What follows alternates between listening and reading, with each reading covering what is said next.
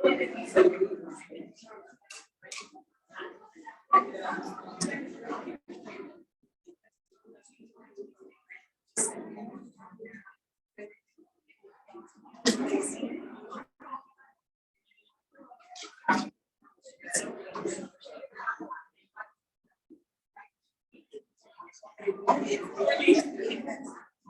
morning, everyone.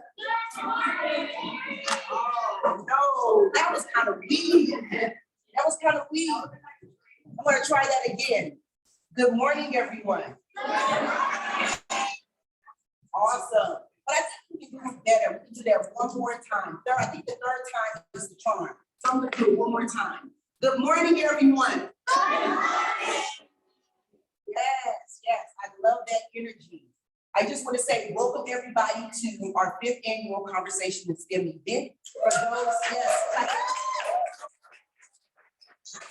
For those who are here for the first time and don't know me, my name is Miss Adamika, but everyone calls me Miss A.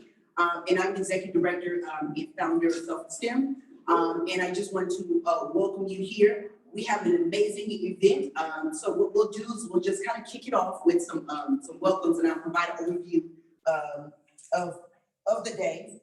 And so what we'll have is we'll have welcomes and icebreakers, and I'll have the Self-eSTEM board members, if you either make it down towards the stage, that'll be great. And then we also have amazing speakers, people here to share their career stories, as well as opportunities to talk about other STEM talks, educational pursuits. And then we also have opportunities to sign up for a mentoring program and also talk about other program opportunities for you to receive mentoring and learn more about different career paths in STEM. We'll also have a lunch and a raffle. So for those who have not registered, we'll have you continue the registration process at lunch. But before we go on, if I can have the Self-eSTEM board members just introduce themselves. And if you can come down and just say your name, your title, your role with Self-eSTEM, and also to your career path and what made you excited about STEM. I'll start over here.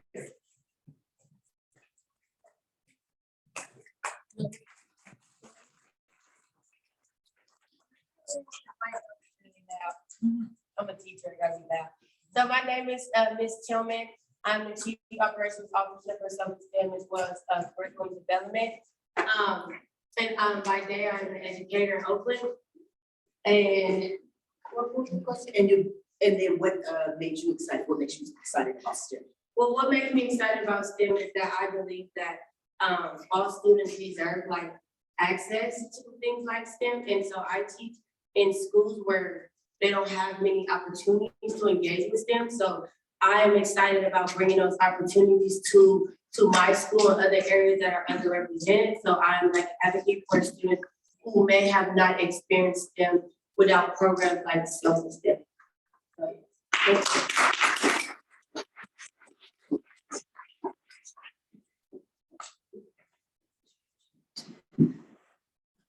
All right, how's it going? All right. Happy to be here on a Saturday, right? I am. This is my first Self-eSTEM event, right? Yeah, thank you. I'm very excited. All right, my name is DJ. I've been with Self-eSTEM. I think we decided it's been 2 years now. And I don't have an important role on the board. I'm just here to help it out, to do whatever she needs. But I've been in STEM for about, it doesn't matter how long I've been in STEM. Yeah, I think this is really important. What I do is I do startup investing, specifically in solutions for climate change and social justice. And so I think STEM is really great in terms of you guys get to solve really big problems if you decide to take this career path, which I hope you all do. And it's been lovely to see you guys, and thank you for putting on a name tag.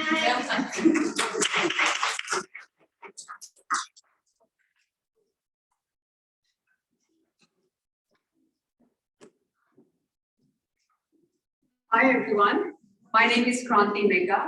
I am the Vice President, Customer Success. Anybody can tell me what is customer success? Okay, I have a gift for you if you say something. Well, customer success is really easy, making your customers succeed. Yeah, you want to say it, please. Yeah, making sure your customers are like happy and they keep coming back for more products. Fantastic. Yes, I do exactly the same thing, but at a more business to business, which is more working with the fintech organizations, Chase, Bank of America. So they are our clients and making them happy, doing more crypto transactions with the company, which is called Bakkt. That's where I work as a vice president. And my story is so close to all of you because I came from nowhere in India, a small town. My mom was a teacher, and STEM is very, very much integral part of my journey. Nobody in my family was an engineer or went to engineering degree or master, so I was one of those first people in my family to go for engineering, computer science engineer, and then come abroad and not just be an immigrant, make a life for myself, but my entire family. So I think all of you here have similar chances because there was a mom behind me that stood and said, education is the most important thing, and just trust in it. Even if you don't like those math problems, science problems, go for it. That's what I would say, because it creates the structure and it gives you opportunities. And I'm so happy to be with you all today. We'll have a great time.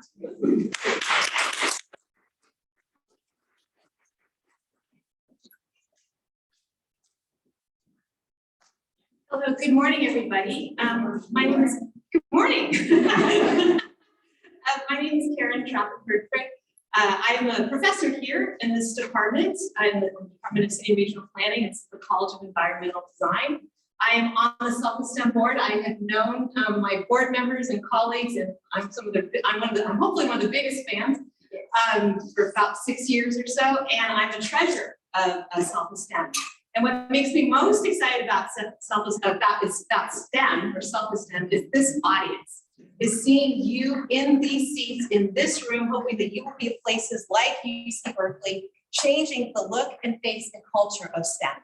And so I just want to thank you all for being here, and I'm going to turn it back over to Miss A for the rest of the event. So thank you all. All right, it's me again. I'm not this guy. It's Tillman. All right, so I'm here a little bit to wake us up, right? Because it's Saturday and we're a little sleepy, right? And it's Saturday. So we're gonna do a quick icebreaker. We're gonna do two things. We're gonna play my favorite game really quick, like 1 minute. It's called the clapping game. Raise your hand if you ever played the clapping game. All right, raise your hand if you ever won the clapping game. Me. I'm always winning. I'm always winning. It's very easy. All you gotta do is I'm gonna do a clap, and you have to just do the same thing. Got it?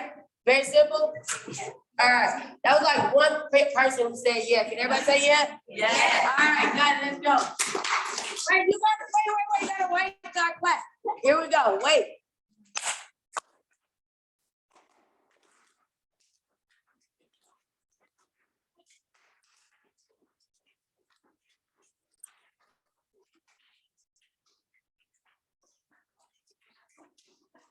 We're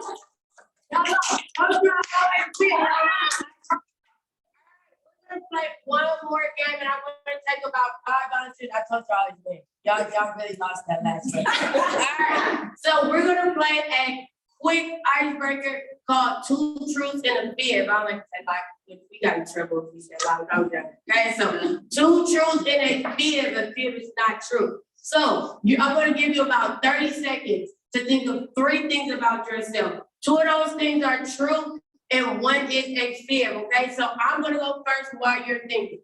If you know me, please don't raise your hand, okay? If you don't know me, you gotta guess. All right, here's my 2 truths and a lie, and a fib. I lived in Atlanta for 10 years. I've been a teacher in Oakland for 9 years. My favorite, most enjoyable trip was to Paris. All right, would like to raise their hand. Which one is the lie? Which one is not true? If you know me, I'm not even looking your way.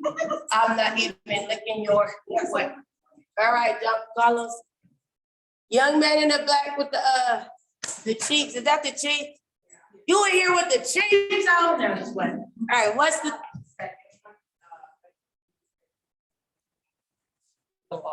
That is the truth. Okay, I don't know how I did. I'm going to my 10th year next year. That is definitely the truth. Okay. All right, who's next? Right here. Hi, I'm Latha, Koneru. I think the lie is you lived in Atlanta for 10 years. I just won this game. That is the truth. I have never been to Paris. I just won again. You can't raise your hand now. It's only one more. But yes, I lived in Atlanta for 10 years. I graduated from Bakkt Atlanta and I lived there. So yes. So that's really quick. Anyone, we're gonna take a few volunteers. Anyone has their two truths and a fib about themselves. Okay? You want to try 2 things that's the truth and 1 that is not. Right here, young lady, stand up. Say your name.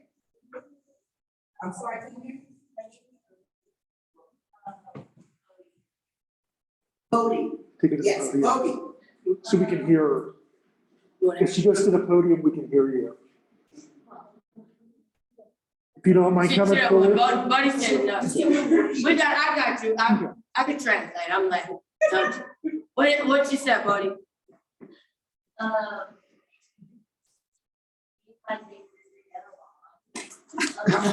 and her big sister get along. I always hang out with my She always hang out with her other sister.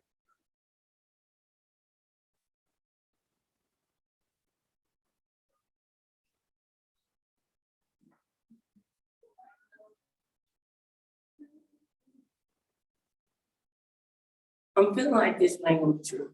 I'm just saying.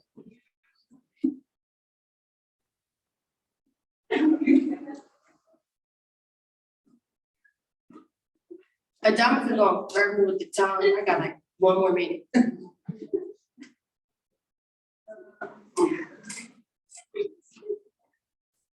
Okay, Bodie, we're gonna come back to you. You ready? Yeah, well, I'm starting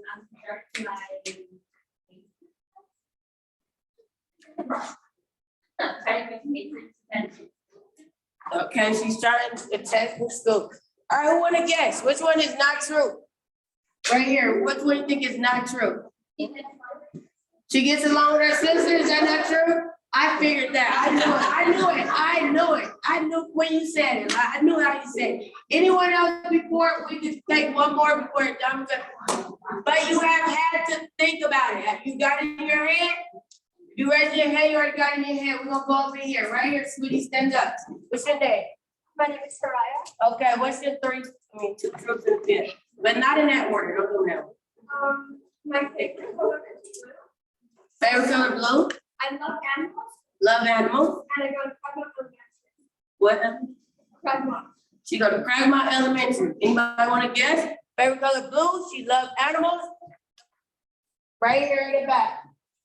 You, yep.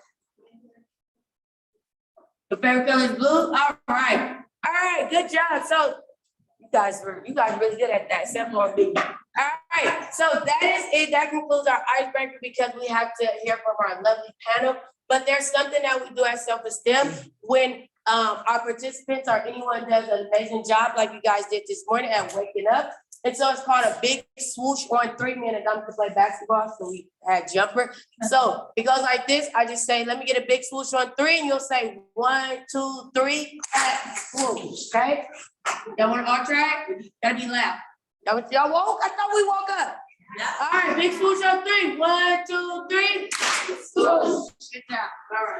All right, so before we get to the panel, just have a few housekeeping, and I'm just gonna go through this quickly so we can get to our panel. We just want to have some acknowledgements and thank you. We want to thank UC Berkeley College of Environmental Design, Jeffrey and Mike for helping organize in this space and with the logistics.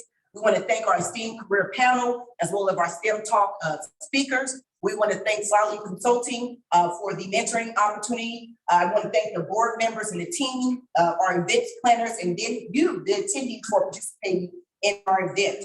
For those who are new, just quickly, Self-eSTEM mission is really to empower BIPOC girls and women from untapped communities with social and economic opportunities through STEM. So we use STEM as a foundation to provide new opportunities for success in life. And our why? Why do we do this? Because we believe these opportunities should be accessible to all women, no matter their zip code. So for me, my story is that STEM provided the opportunity for my family to come from Nigeria, my father to come to UC Berkeley, study chemical engineering here, and that similar experience was for me to use STEM, have a background in math, to use that opportunity for me to grow my career path. And I'm just gonna kind of skip through our metrics, and we'll talk about this going forward. So without further ado, I'm just gonna have Krathi come up and we'll get to our panel and have our panel speakers come up. All right, let's give it up for.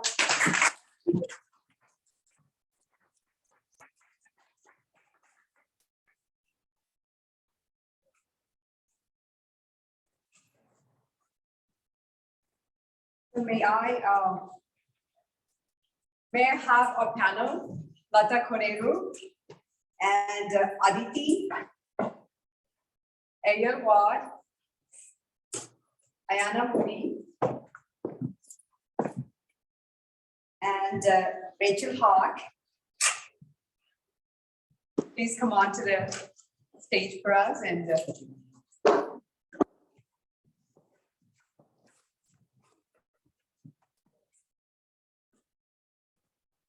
So yeah, you're gonna want the microphone is like up here. And then usually on the tops of most of these is where the turn-ons are. For the handhelds, you've got to have it like 3 inches from your face, I hate to say. That having been said, like it's easy to be heard in this room. These mics here on there for Zoom, they'll hear you just fine. But like if you're a good speaker, if you're a loudspeaker, you don't even need the mics. Thank you. Sure. Yeah, this is.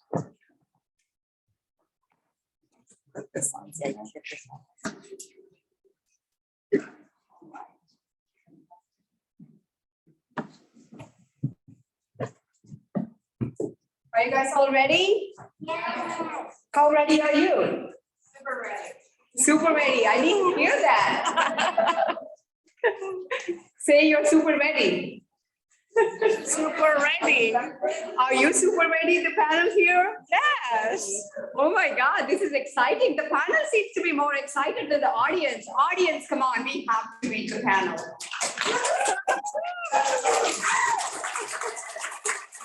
There, see, audience always win. All right. Welcome again. My name is Krathi, as you heard me. I am the chair for the Self-eSTEM and super excited to be here with our wonderful panel. I'll start with Ariel right next to me here. She is a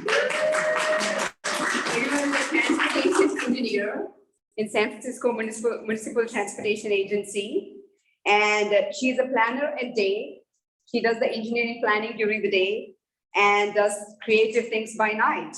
I want to know what those creative things at night. And she is a proud alumni of Howard University. She is inspired by community, compassion, and culture. Through community-based transportation planning, Ariel has sought to understand how urban planning and engineering can be used to generate solutions to communities, where it once furthered. So I think it further balances the equity in the community. So really excited to have you here, Ariel. Thank you for joining us. And then I have next Aditi. Aditi is a vice president at Visa. She does business operations and analytics and people operations in Visa.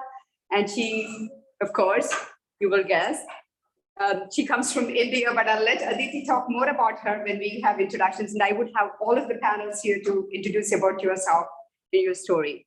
And Latha Koneru is the proud Googler, but prior to that, she took a chance on STEM. And she comes from a very small southern part of India. And she was one of the first engineers from her village. And she thinks STEM creates equal opportunities in communities, and I think more so in developing countries. For India, it did matter a lot. But I think even so here in this country, where it is no less, I think it creates opportunities in communities and equality in communities. So I'm so glad you're all here creating these opportunities for yourself. And then I have Rachel Hawk, another Rachel Hawk, another cool, like Google and Facebook sitting next to each other. Oh my God, I don't know how this is gonna go. Rachel Hawk is from Meta. Rachel, thank you for joining us today. And I think I'm sorry, Rachel, please, I missed your introduction here, but I'll let you talk about yourself. And then I have Ariel with me, and then I'll have all the panels go over the introductions. So my first question to the panel is your story and your superpower. This is for all of you. Nobody gets a chance. You have to answer. I can go first. Okay. Yes. I'm happy to. Good morning, everyone. My name is Moody, and I'm the Senior Director of Social Impact for the Golden State Warriors. I will use the mic. Ayana Moody, Senior Director of Social Impact for the Golden State Warriors from Oakland, born and raised. I did my undergraduate degree at UCLA, and I did my master's at Columbia University in Public Policy with the emphasis in education policy.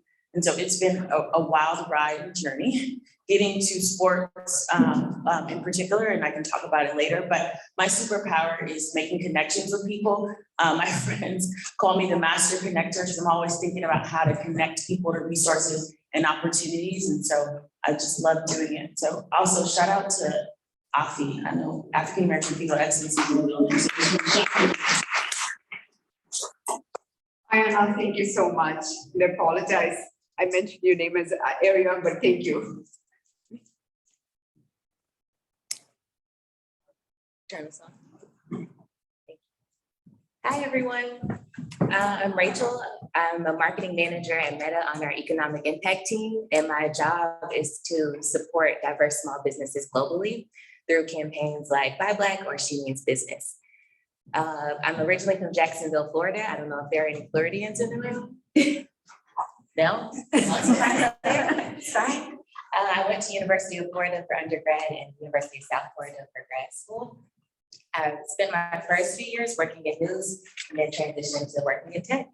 And I think my superpower is motivating people behind an idea. And I'm so grateful to be here with you all today. Thank you so much for the invite. It feels amazing to be here.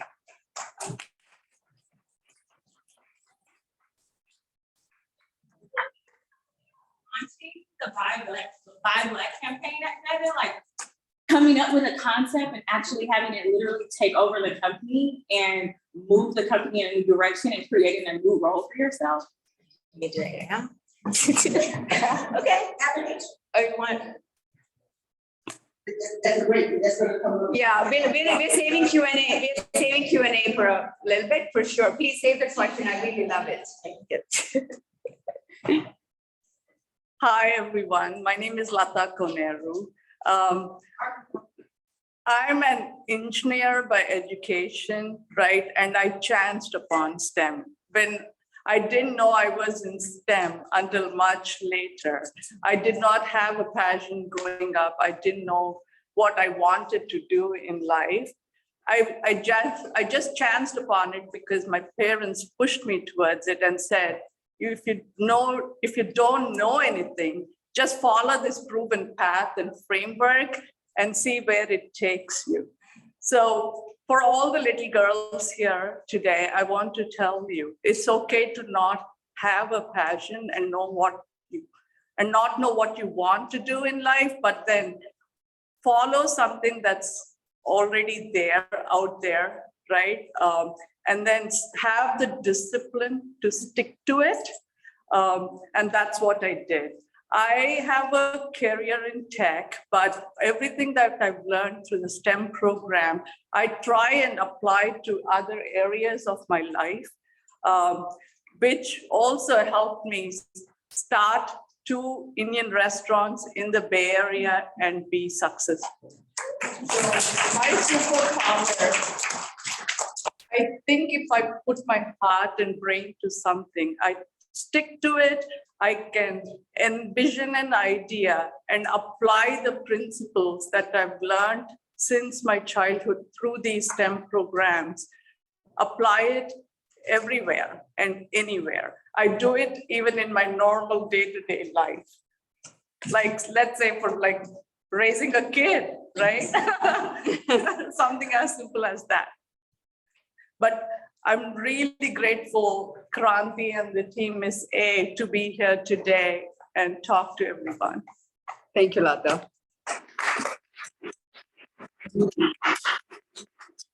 Hi, Aditi, Sreenivasan. So similar to Latha, grew up in India.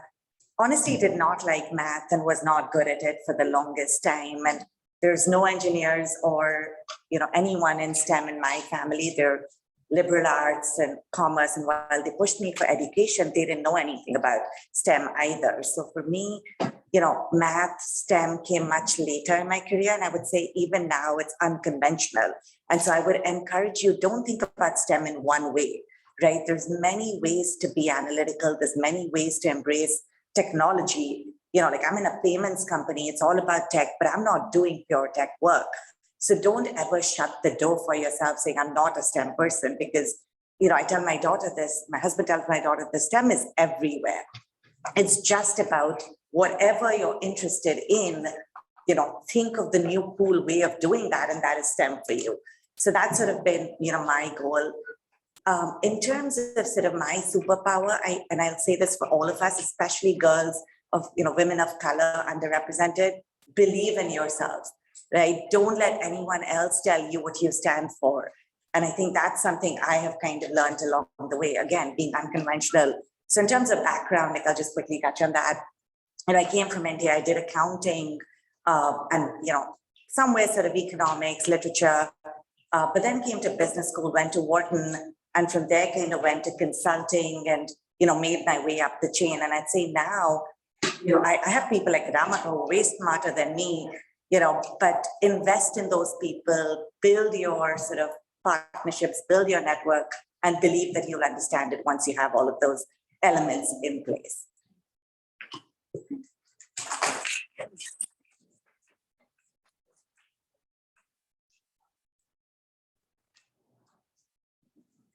Oh, that worked.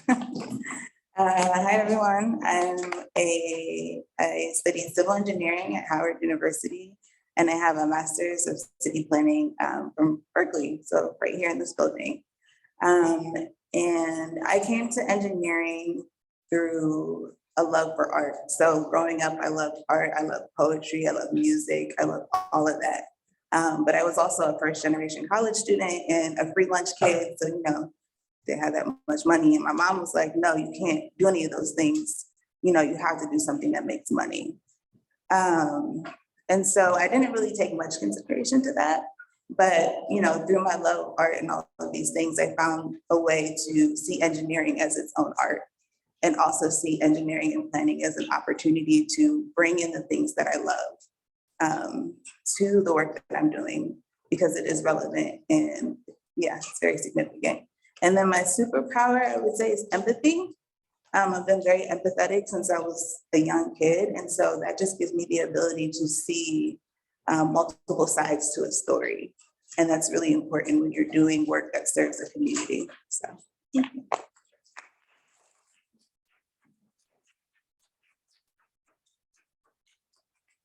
That is so powerful, empathy. Oh my God. Well, my superpower is fearless. And then I'm so happy many of you fearlessly dared to be here this morning, Saturday, while you could be doing so many other fun things. My next question for the panel here, while there are an array of industries to consider building a career in, what drew you to explore career in STEM? I know, Latha, you know, we may know about you took a chance, but I want to hear what drew you to STEM career, Ayana, or anyone of you. So I can like expand a little, right? Even though I chanced upon it, I stuck to it because it gave me the financial freedom to do many other things in life, which could be as simple as like helping other little girls back home, or, you know, follow my passion, rediscover what my passion is and follow my passion in my heart, right? And I was only able to do that because STEM career gave me the financial freedom, which is very important. Great answer. Ariel, do you want to take anything on it? I know Ariel is here, but yeah. Oh, me? Yeah. I think your story kind of answered, your art is what you drew into it. Yeah. So yeah, definitely art is what drew me to engineering. The summer before my first year of college, I did not have a major. I applied undecided. And I just spent that summer trying to think of like, what am I gonna do? And so I happened upon architecture because I was like, oh, you know, you get to draw, that's cool. And then I was like, oh, I can't really draw, so I'm not gonna do that. And then that brought me to civil engineering. And so that's just been a great opportunity. I often say that engineering has the ability to take you all over the world. So engineering has taken me to South Africa. Engineering has taken me to El Salvador. So it's a really great opportunity to just literally expand your world. Great answer. Well, you all play with computers. So what is the biggest unit of computer data, which is petabyte, terabyte? Have you heard about it? Kilobyte, megabyte, like how data is stored. Do you know that? Like my phone has 64 gigs, 128 gigs. What is it? It's nothing but data stored in ones and zeros, right?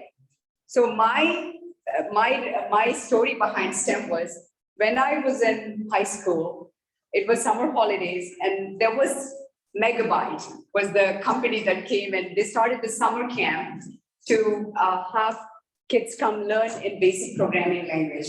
So that's how I started, you know, that brought me to computer science engineering, introduced me to computer science, and that's how I chose that I want to become a computer science engineer.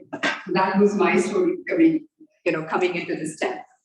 Well, I want to, be more open panel given time and, start asking some questions. Were there any, inspirations or colleagues behind your progress in your career? I'll just leave it out for all of you. Any person that comes to your mind that you want to share, who was your inspiration in STEM or in progress in your career?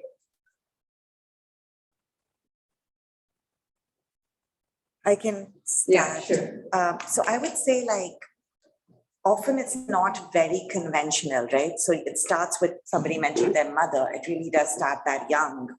And then, there's teachers along the way. And for me, there's certainly been mentors. I hate to say that it's been more male mentors than female.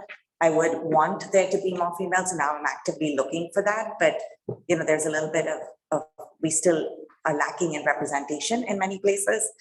But, the one advice I would give you is seek these people out, right? Don't have a very conventional board and seek people out, seek your peers. There's peer mentors, seek sort of teachers, seek people like your soccer coach.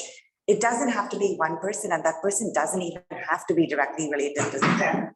I think it's about somebody who can build in you a way of thinking. And again, going back to that confidence in yourself to keep going. And, that's been immense for me. I think somebody looking at me and being like, I know you can do it, has been huge in me being like, yes, I know I can do it, right? So, and again, I think sadly, we lack a lot of that, either because we're not part of some of these networks or because, we just don't, we're so busy working, we think that's going to be enough that we don't build those bridges. And I would say actively look to build those bridges. And I mean, frankly, all of you being here is a big step in that direction, right? With each of us, we'd love to like know you better, and I'm sure others would too through these events.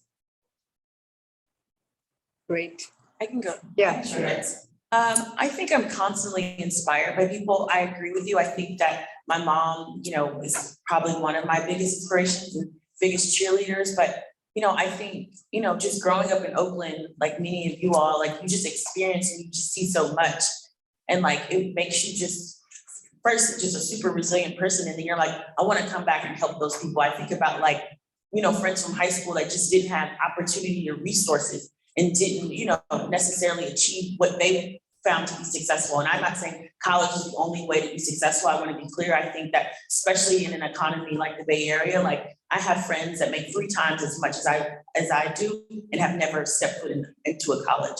And so I think it's just like being inspired by those things, just giving people the resources exactly when they need them is super important. And that's why I still live in Oakland. I could probably live in other suburb cities, but I want to live in Oakland because I want the issues to always feel real and present for me. So when I walk down the street and I see somebody, I see my brother, I see my sister, I see my mom, I see my aunt, and I speak to everybody. Donovan knows when we first met, it was like love at first sight.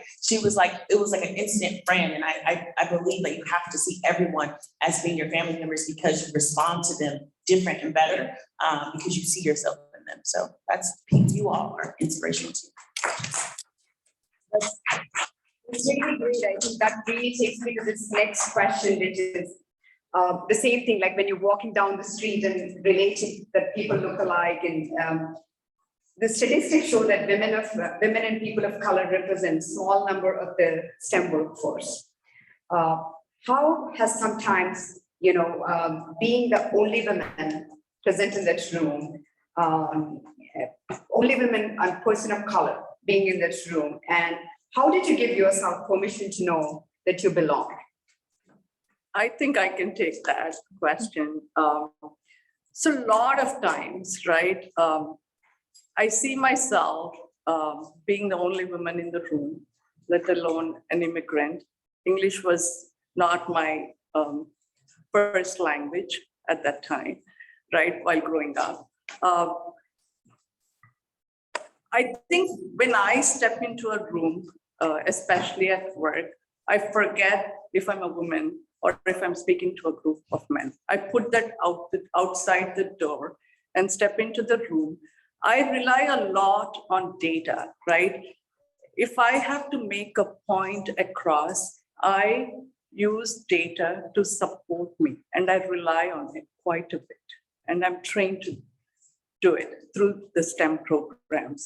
That's one thing I do, and I'm not afraid to put my viewpoint across because by that point, I'm not thinking if I'm a woman or a man.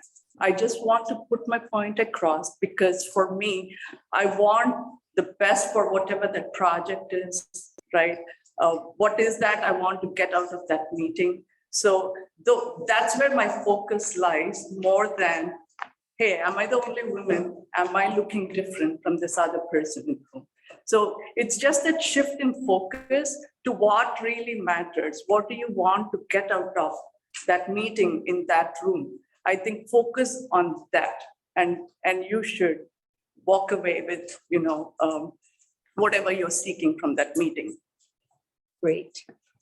Anyone else has something to say? Yeah. I don't know about this mic. Want to use this? Yeah. Thank you. So I am the only Black female engineer at my agency, and just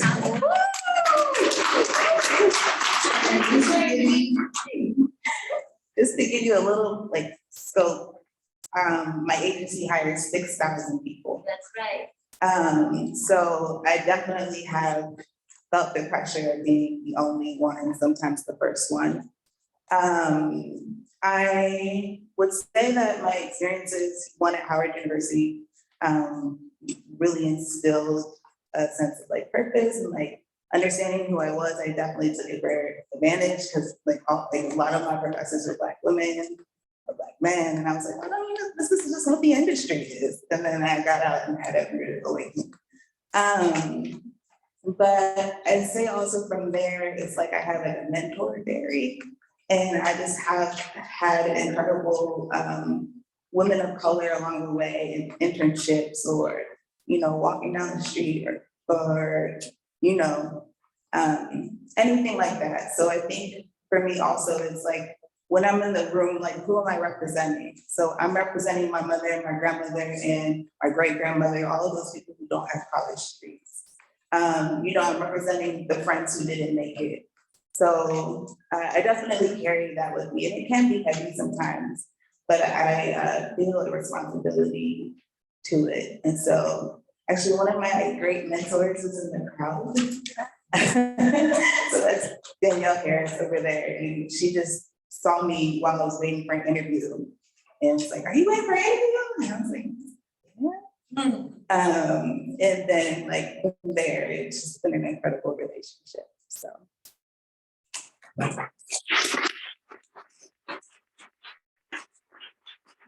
Anybody wants to take this question too? Because this is so close to all of us as women of color. I echo with what Ariel said. I feel like when I raise my voice or when I'm speaking for myself, I'm amplifying many voices that look like me, that sound like me. And I think that's how I feel, because that's why I feel that force in me that I need to stand up, not just for myself, but many women that look like me behind me. So I could make way, I could create room for that.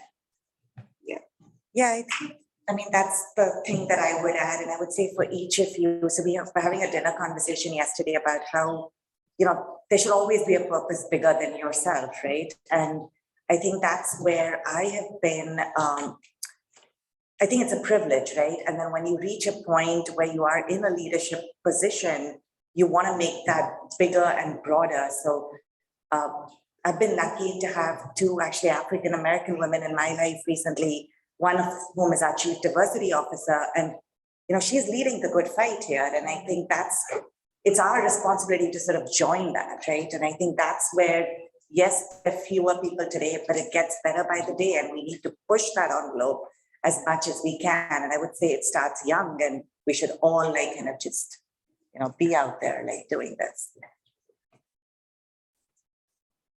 Well, my next question is to Latha and Ariel. How is it to be part of one of the most coolest companies in Bay Area, Meta? And Ariel, you spoke less. I want you to start with you. My name is Rachel. Sorry, Rachel.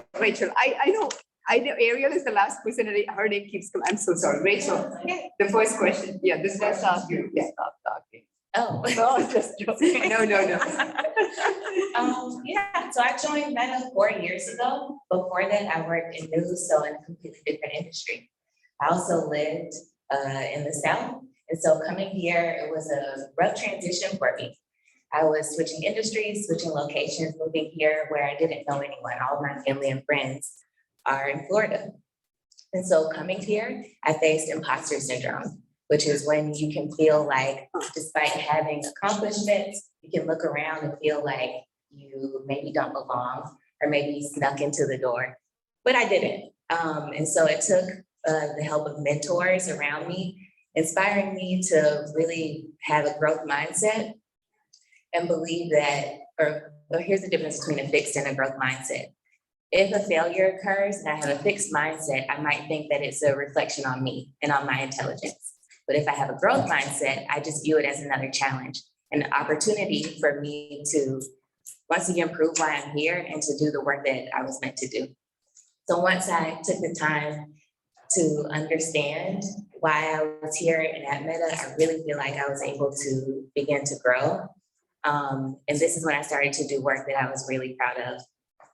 But overall, my experience at Meta was shaped by internally shifting my own mindset. So if I have any advice for anyone here today, it's really to be coachable and to lean into a growth mindset, view everything as a learning experience and as a challenge.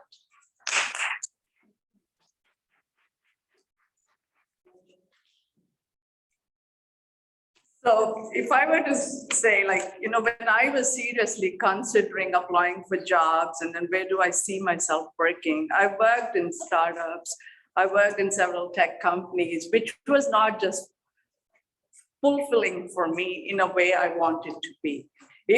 Because I come from a small village in India and the first girl to graduate with an engineering degree, I felt if I spend 8 hours at work, I want to ensure it's meaningful in a way that little girls back home could look at me and then say, hey, if she did it, I can do it too.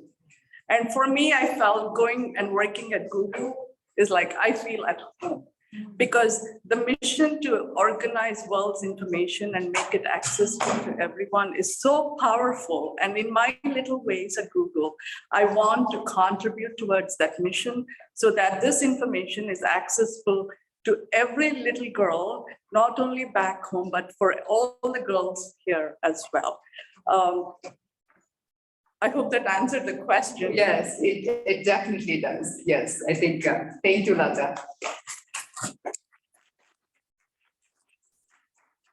My next question is for Ayana. You have the coolest job in the town. Working with the hometown heroes, Golden State Warriors.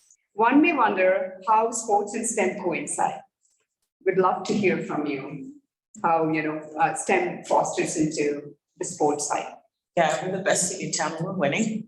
So we got a little bit of work to do, but I'm excited about the playoffs.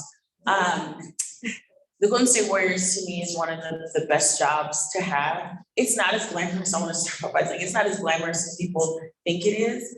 There's a lot that goes behind the scenes, so you all get the finished product of the team actually playing and winning. And everything we do is surrounded by science and technology, everywhere from how you get your ticket. Like now we don't have physical tickets anymore. You have to get them through Ticketmaster. That's a technology platform that has to integrate to our website. Our website that houses all the information, the scoreboard, there's so much technology and science that goes behind it. Basketball analytics, when Coach Kerr is thinking about what player to play, he's using data and analytics and a whole slew of people in that department that really give those results to him. And so we are always trying to be at the cutting edge of technology at the Golden State Warriors, and just through our technology that we use for our players, but even in the organization. So. Fantastic, thank you. Well, I want to give audience the opportunity to ask questions. I know you had a question for Rachel, so we'll start with you. And please pass the mic around. Of course. Hi, Rachel, can you tell us about walking in your purpose and being able to launch a program, an initiative at Meta that truly took over the company and sparked you being able to create your own role? Thanks, great question. First, I just want to say, in any space that you're in, it's just awesome to have like amazing supporters. I was even saying when I first started at Meta, one of the first people I met was Adamika and our other friend Ace. They just welcomed me in with like open arms. So anyway, just big shouts to having support systems. So in 2020, in the wake of the deaths of George Floyd and Breonna Taylor and Ahmaud Arbery, I just started to feel overwhelmed and like I needed to do more to serve the community and to help. And so I started brainstorming with my teammate about how we could help Black small businesses. That's because we knew that Black small businesses were closing at 2 times the rate of other businesses during the pandemic. And we were on the small business team, so the tools and the resources that we had were to help businesses. So we went to a hackathon, which is just when people from different parts of the org come together to solve a problem that you wouldn't normally work on in your day-to-day work. So we hacked together on how we could best support Black small businesses. And from this hackathon, we had the idea for Buy Black Friday, which was to redistribute all the energy of Black Friday. You guys know, or maybe you guys probably do Cyber Monday more, but on Black Friday, typically you would look for discounts and deals from big retailers. Rather than have people focus on that, we wanted people to focus on finding Black small businesses to support on Black Friday. And so we created the Buy Black Friday shelf, Buy Black Friday gift guide, We had stories for your Instagram and Facebook, stickers for your Instagram and Facebook stories, just a number of things. But to Bernita's point, this was not on a roadmap. No one was planning for this. It was frankly like an emotional outpouring of just feeling so much sadness and anger. And if there's anything to learn from this, is that you can use emotions like that in order to fuel you to something positive. So rather than just being sad about these deaths and about how justice works in this country, we decided to use that to create the Buy Black Friday program, which I'm proud to say in 2020, it reached 15 million people. And so not just in the US, we've now expanded to supporting Black SMBs in Australia and in Brazil, and we're planning to go global this year. But the moral of the story is that you can motivate people to get behind an idea that they maybe weren't originally planning to support if you really just believe in the idea. And the idea here was that Black small businesses deserve the support that all the other businesses get, and that this was the moment to focus on that because of the state of the country at the time. So powerful. Questions? Questions? You can ask anything. Yes, please tell us your name. My name is Clarice, and I just want to get clarification on what a civil engineer does. Because I know there's quite a few different types of engineers. You want, let me get it. Thank you. That's a great question. Civil engineering is comprised of about 5 different types of engineering. So you have structural engineering, which is what people usually think of when they hear civil engineering. You also have your transportation engineering. You have environmental engineering, so that's like focused on the environment.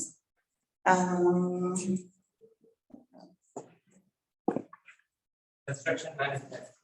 Oh, construction management. And other things like there's others that I'm forgetting. But oh yes, geotechnical, so soil, people who are focused on that, foundations. And that's all that I can remember, unfortunately, because it's been a while. But. Any other questions? Well, you know, there's been a lot of talk about the Crown Act, right? And being able to come into spaces with whatever hairstyle you choose to have. Can you tell us about working in these corporate spaces and predominantly white spaces and being able to walk in however you desire? What does that experience like? Somebody. Thanks. Happy to answer this one because now we can talk a little bit about microaggressions. In my first maybe 6 months in Meta, I typically wear my hair in braids, so I just sort of switch the braids out every month. Someone was interested in my braids and touched them in one of our micro kitchens because she was just so interested in them. I just want to take this opportunity to tell everyone you can set boundaries. People should not be able to touch you if you don't want them to. Black women are not petting zoos. You might like what you see, but it doesn't mean that you can just come up and touch. So just take autonomy for yourself and for your body. But aside from that point, the freedom to wear my hair the way that I want is especially special for me in tech because it wasn't that way in news. You guys probably don't watch broadcast news, but if you do, you'll probably see that a lot of women wear the same type of hair. And it's because that's what's expected. But it's an opportunity to explore your freedom and creativity. Wear your hair whatever way that you feel like serve your highest self. I agree with that. So shout out to Senator, well now Supervisor Holly Mitchell that actually got that passed. I was in government before I got into the Warriors and before I worked for the Oakland Unified School District, and it's different. In government, it is very much like you wear, like women wear their hair all the same. It is very, even my interview, I remember my mom telling me like, you need to change your hair. Like, are you gonna get your hair straightened? And I remember like that was literally a thought process that I had going into the interview. And in government, it is, the Crown Act is passed, but there is still, I think, a stigma on how women show up. I think it's a little different at the Warriors. Like, I change my hair all the time, and I actually don't mind. People say, like, don't touch me. Like, people know, don't touch me. But you can comment on it, tell me it's cute. I enjoy it. My supervisor say, can I say your hair looks like? You can tell me that. I don't think it's, some people don't like that. I don't mind, because I think, hair is an expression of yourself, just like it is art. And so I think if you want to have your hair laid, dyed, and fried to the side, do it. If you want to wear your hair in braids, do it. If you want to wear locks, do it. It's up to you. No one should decide how you, want to show up. But I do want to also, the reality is, in some industries, while the Crown Act is passed, there is still a stigma on how people show up.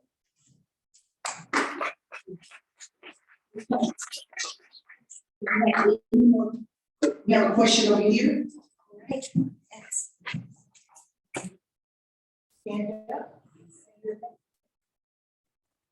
Hello, I'm Latha, and my question is, what is it like being a Black woman on the team?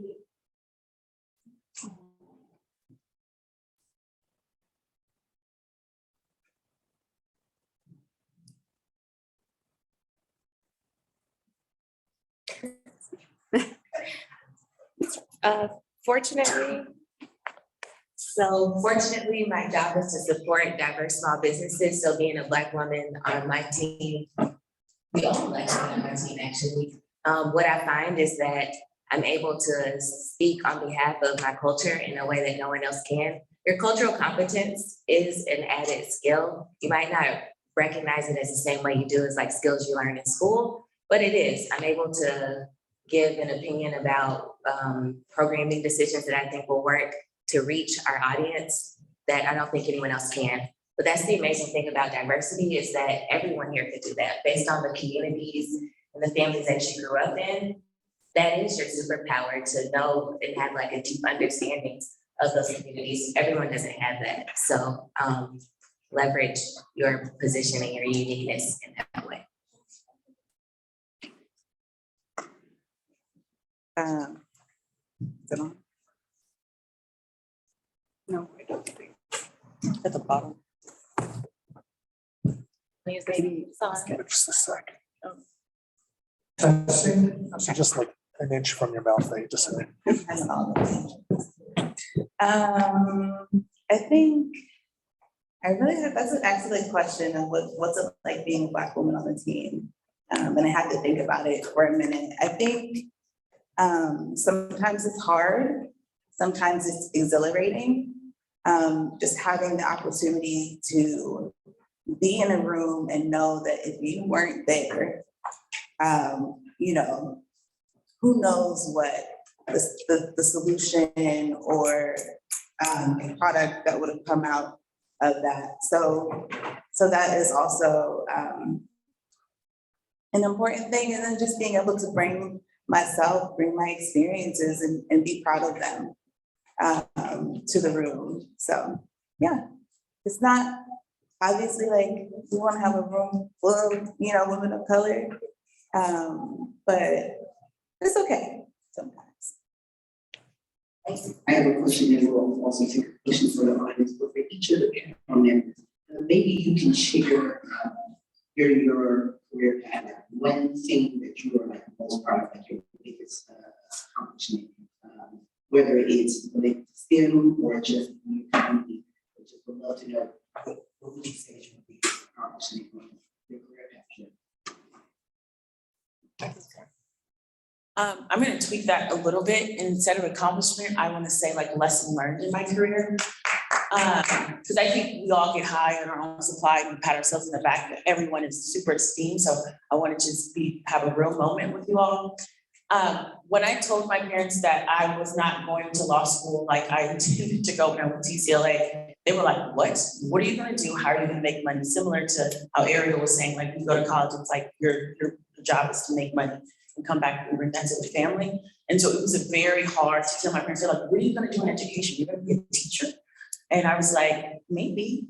And then I did a teaching demo and realized that I didn't want to be a teacher. So that was easy. And so fast forward the story, finding my passion. But I think when I moved back from New York City to the Bay Area in 2016, I got this job. I was super excited about it. I moved back from a city that I loved so much here, to do that job. And my first month, I hated the job. It was not the job for me. Everything about it, me and my manager didn't get along. I hope somewhere she's blessed, but not with my prayers. Like, she was an awful person. Like, she was literally the worst supervisor I've ever had in my entire life. And I am not being dramatic. And I was telling my mom, I was like, I don't want to be here. I don't want to be at this job. And she's like, you can't leave jobs, because our parents worked the same job for 30, 35 years and they retired. And so the idea of leaving a job that I'd only been at for a month was like a no-no and something super foreign. And I hated that job every day that I went there. And I told myself, I said, okay, Ayana, you have a year. I didn't tell my mom, but I was like, in a year, I'm going to leave this job. I'm going to find something better that I want to do, that I feel accepted, I feel valued, I feel heard in this organization. And so I left.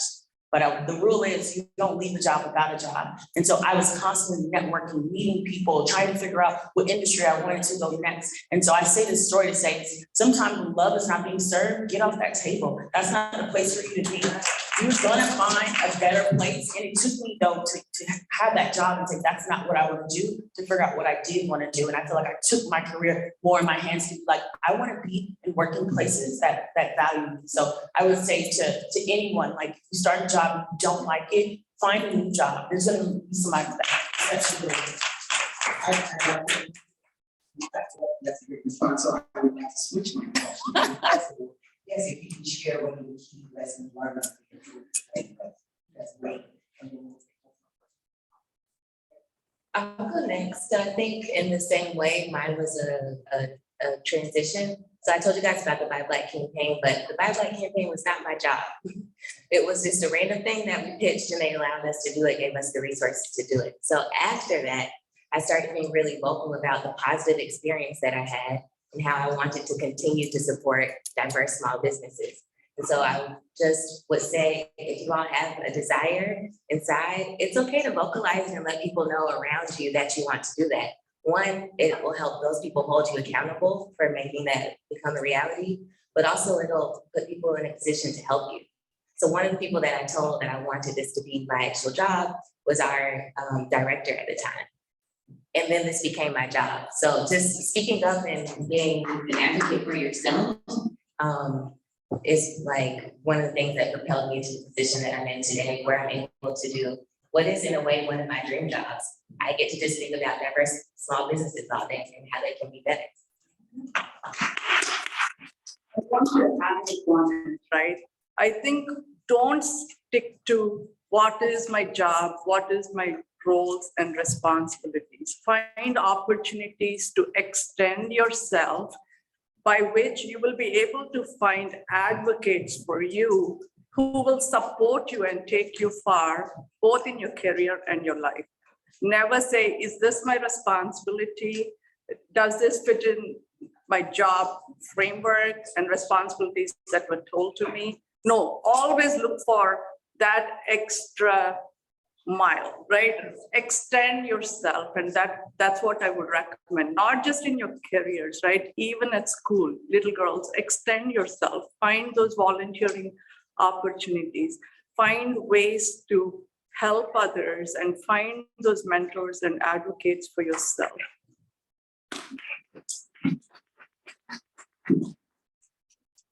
I think a lot of great wisdoms. I don't know that I have anything super unique. My experience, both learning and accomplishment, actually has been around diversity. And I'd say, so like I said, there's a mentor, she's the chief diversity officer, and it's a big task to sort of, address diversity, bring the right people in, but also keep them there. And I think my learning's been, first of all, approach everything from a place of humility, wanting to learn, but also from a place of, not anger, right? And I think for us, it's often easy to be like, I don't see it improving and I want to see more. And I think just that takes you only so far, right? So I think approach it with that positive attitude that someone mentioned, and what else can you do? And how can you influence, and how can you bring more people into the fight with you? Because that's the best way to, to progress this forward, right? So I think that's been a big learning. And then I completely agree. I think advocate for yourself, advocate for others. I think my success is always dependent on the success of others. So make those people around you successful. The more of us who are out there doing well, we lift the boat up for everybody. So I'd say it's not just about us.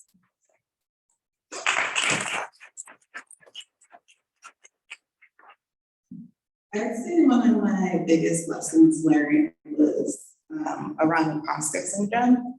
So I was asked to help sit on a panel of interviews for new positions. And we got to the end of interviewing everybody. And the way the score worked, it was a woman of color who was the second highest. So the job should have gone to her. But there was this white male candidate that the two other panelists who were also white males liked better. And so there was a moment where they wanted me to change my score. And yeah, so it was hard because they were definitely way, way more senior than I was. But I was like, I'm not changing my score. No, and so I think just just staying steadfast, no matter who asks me, I'm like, it's not changing, this is the score. And so now I see her around the office and I'm like, hey girl. But yeah, so I think that just reminded me, just whatever room that I'm in, I'm supposed to be there. Wherever you end up, you're supposed to be there. So trust, your knowledge, your experiences, your abilities, everything that you bring to the table. And so you're in these rooms, you're in these spaces for a reason, for a purpose. Great share for all of you here. I think for me, I was a software engineer, and the first opportunity that I had to be in a client conversation, explaining something I did in engineering, but how that would solve a business solution. I think it was an eye-opener for me. I felt like a lot of people that look like me are tied to the desk, coding, putting their heads down, building great things, but they never get to go out and share those ideas. But someone else is sharing that doesn't look like you, that doesn't, so someone else is representing your work. Then I told myself, I need to go out and represent the work that we do. And that was my eye-opener. For sure. And also being in this country for 25 years now, I felt I was discriminated here and there, but when BLM happened, it was a wake-up call for me. It was a wake-up call that me being in this country for 20 plus years, I felt I was discriminated. The people, generations behind me that are living here for 400 plus years and what they have been going through as a community. This is my chance to come stand up for people of color and do something, because STEM definitely is at a grassroots level, changes our lives. So thank you so much, panel, for opening your hearts, opening your minds, careers, and sharing your stories. This is Tina. Panel. You have a question? Yes, please. Thank you all. My question is, what advice do you have for young girls who are creatives, who think outside the box, who don't necessarily fit the mold? What advice do you have for them when going into STEM, and just how do they maintain their authenticity and bring their creativeness to the work? This may be your last question. Thank you, Alamaka. Anybody wants to say? My one word answer is be yourself. Be fearless. That's what it is. I think you're outside, you don't fit in the box. That's what you're meant for. Just don't try to put yourself in that box. And be yourself is the answer. That's what I would say. Yeah, I was always told I never fit in a box, and I didn't want to fit in a box. I was like, change the box. Right? So I think it's okay. I would say don't stop.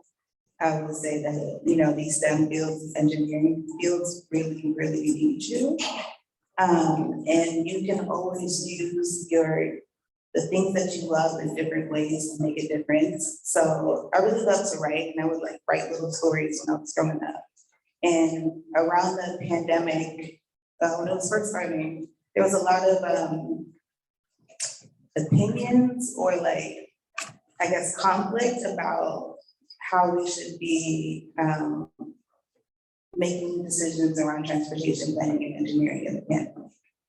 And I think the empathy in me, I was like, well, this side is not that wrong, and this side is double right.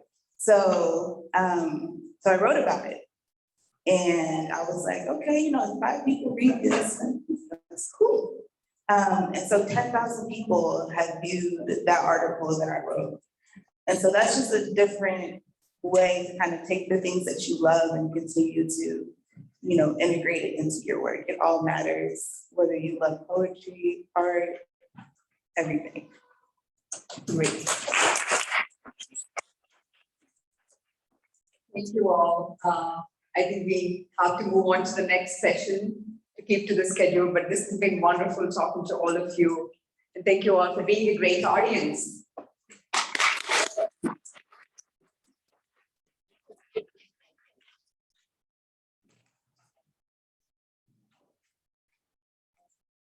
Oh. So just do a quick picture, but I definitely want to give a thank you for our waiting.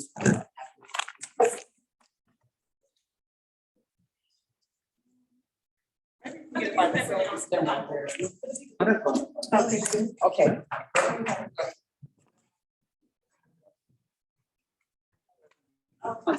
Yeah. What it was.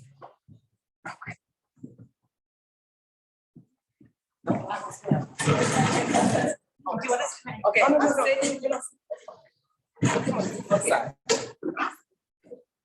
Thank you so much.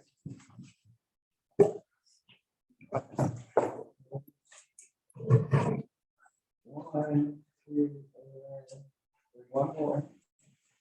One, two, and gotcha. Thank you. So before our panel goes to the seats, as Ms. Tim mentioned, what we'd like to do is just really thank our panel and all of our speakers for coming out and really sharing your skill impact story and sharing your testimony about your career journey as well as your personal journey. So can we just give all of our panel speakers a big swoosh on 3? So 1, 2, 3. All right. So we have one more short STEM talk with Krathi and Dr. Mayfield, and she's really going to talk about navigating your career path. And after this talk, then we have our lunch has arrived, and we'll all go to lunch. So if I can have Dr. Mayfield come to the stage, and then also to Krathi come to the stage, we'll do our STEM talk on topic of education, and then we'll all break for lunch. So let's clap it up and welcome our speaker, Dr.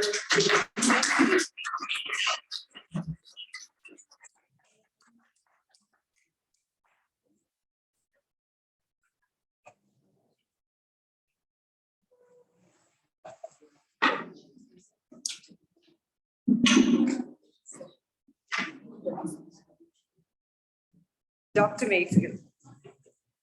Yeah.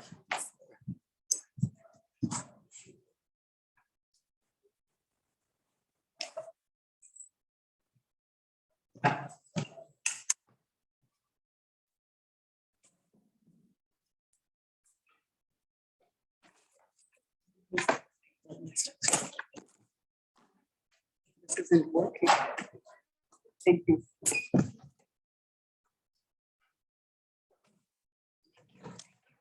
Oh, yeah, that's testing. 1 second, let me make sure I've got it.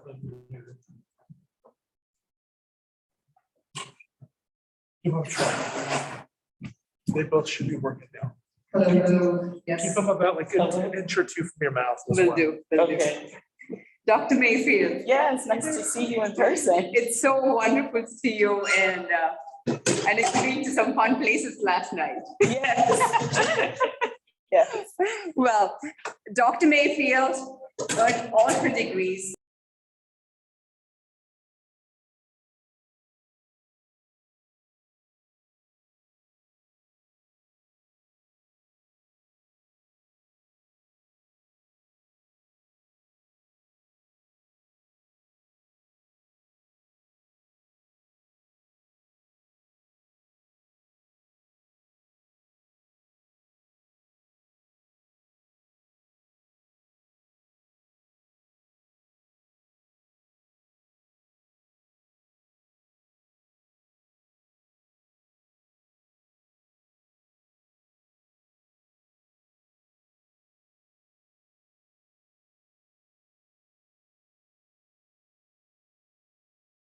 We're moving in that name. Don't you agree? Dr. Mayfield. I can just keep saying it, Dr. Mayfield. Isn't it? Yes. You like the sound? I like the sound of it, it never gets old. Yes, yes, absolutely. I mean, I just love the sound of it too. Yeah, I'm so glad you're here with me, Dr. Mayfield.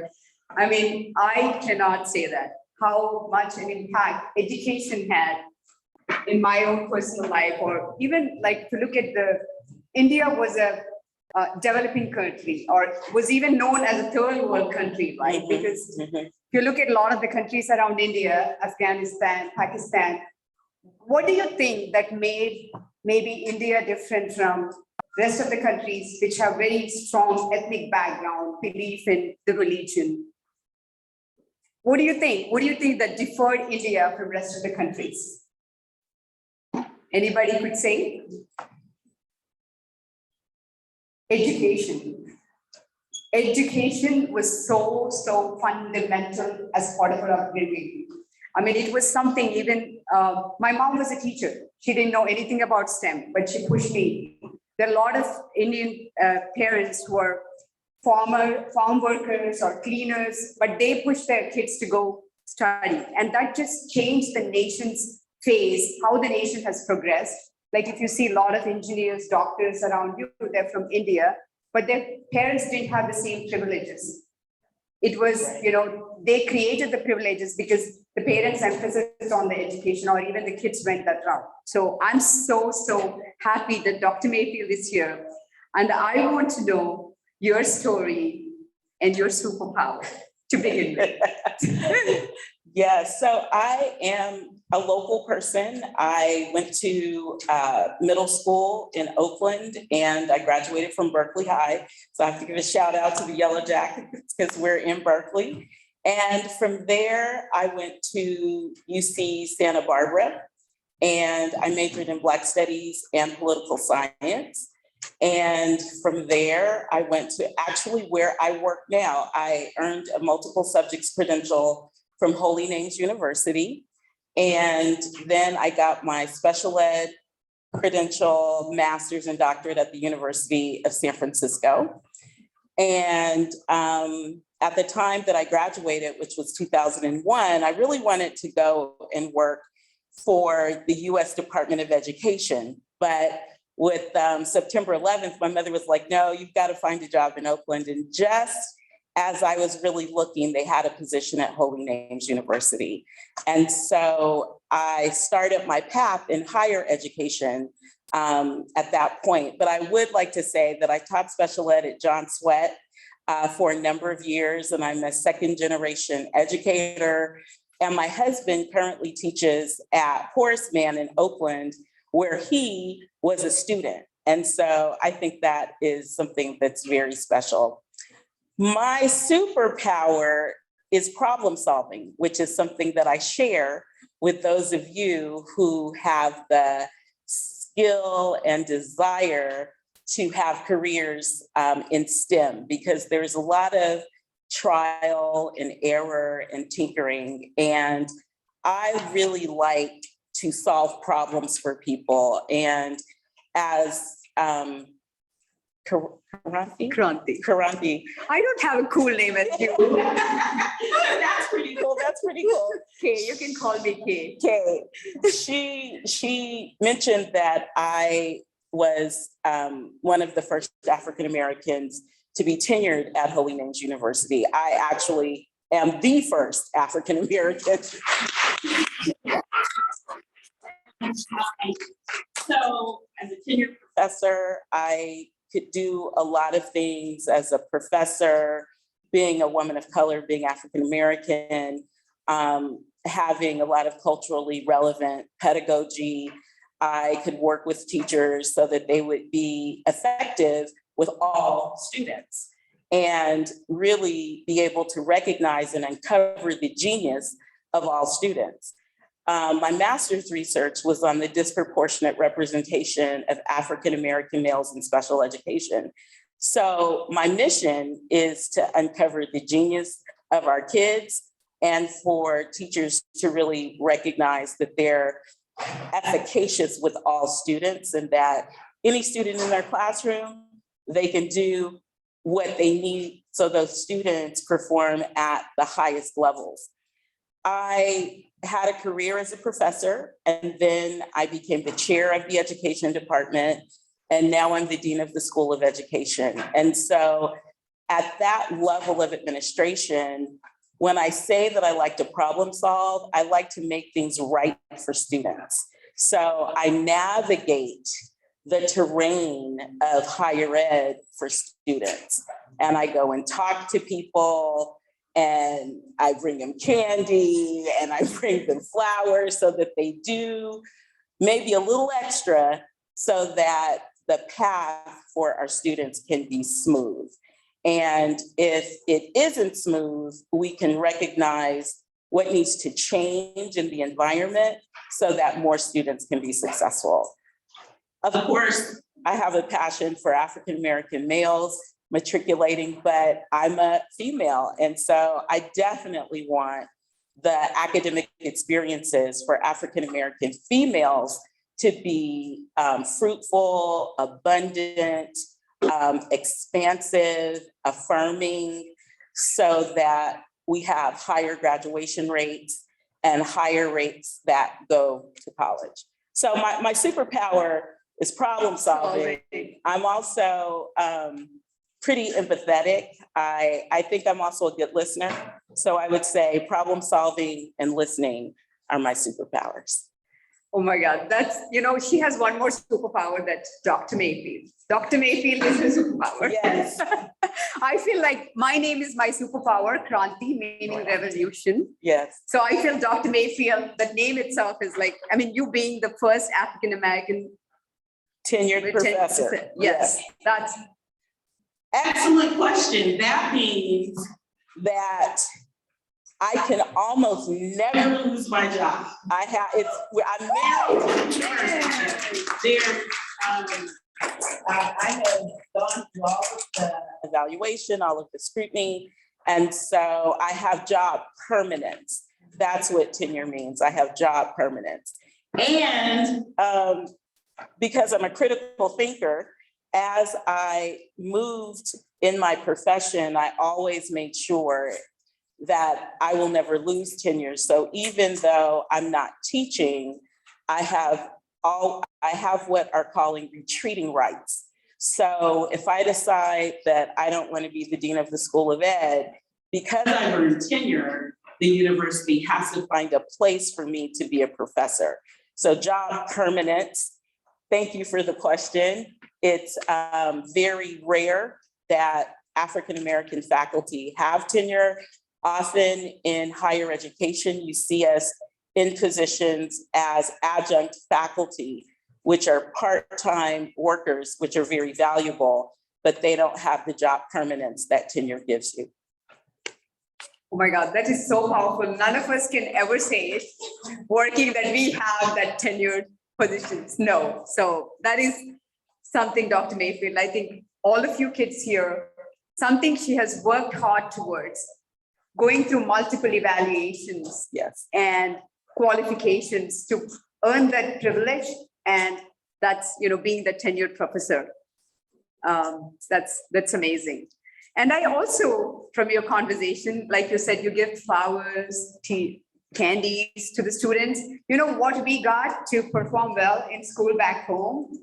We would be asked to kneel down or put your hands like this and use the ruler, and the teachers would actually punish us with the rulers. That's how we were. I mean, it was tough teaching back home, but I think it did pay off. That's what I learned.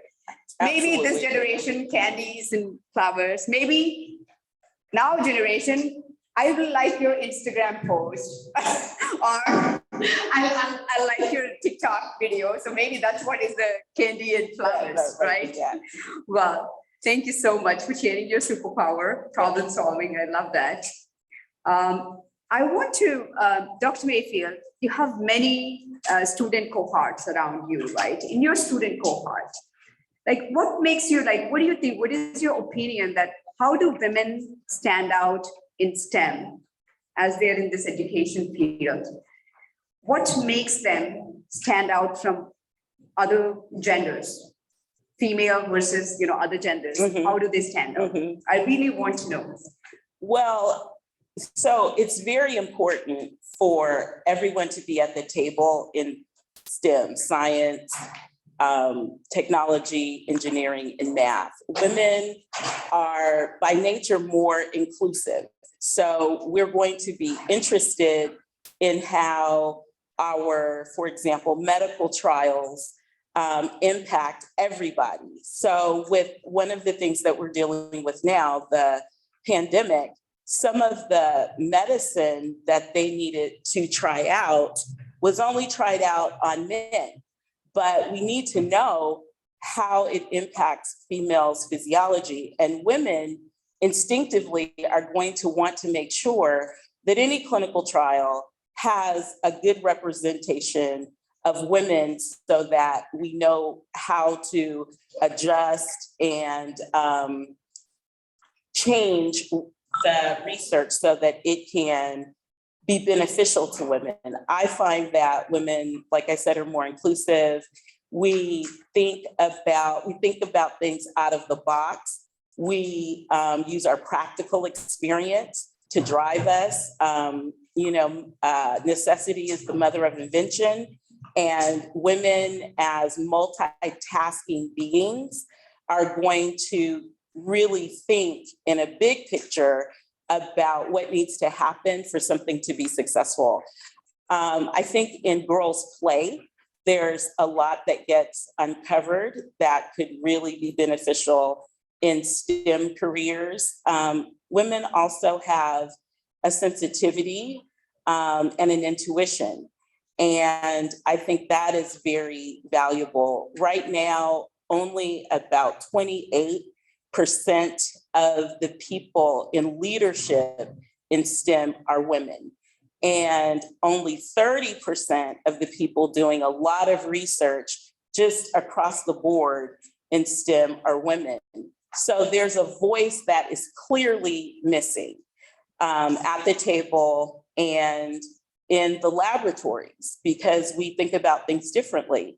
And it's important to have multiple perspectives at the table, multiple ideas. A couple of years ago, I was fortunate enough to hear First Lady Michelle Obama, and she was saying, if everyone at the table looks like you, there's a problem, because there are voices that should be there that are silenced and that are not heard.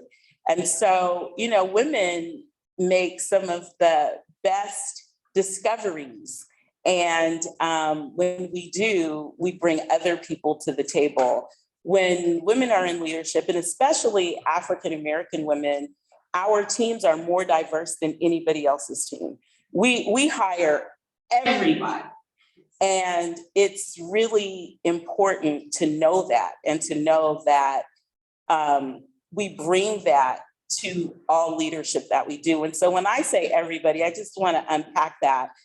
We are always talking about the importance of diversity, equity, and inclusion. And when you look at who is employed at an institution, that lets you know how the institution feels about diversity, equity, and inclusion, because economic equity is what we're really shooting for, right? I mean, racial microaggressions are something we hope would end, that we live with, but at the end of the day, it's how we are able to participate in the economy. And so economic equity is really the push right now. And so economic equity is who is earning money and how much are they able to earn. And African-American women hire more racially, ethnically, and gender diverse teams than anybody else. So when I say we hire everyone, I just wanted to bring it to a fine point. We have more racially, ethnically, and gender diverse teams. And what that means is we provide a pathway for everyone to earn dollars moving towards the economic equity positionality that we want. So, you know, when women are on the team, things change, and I believe they change for the better.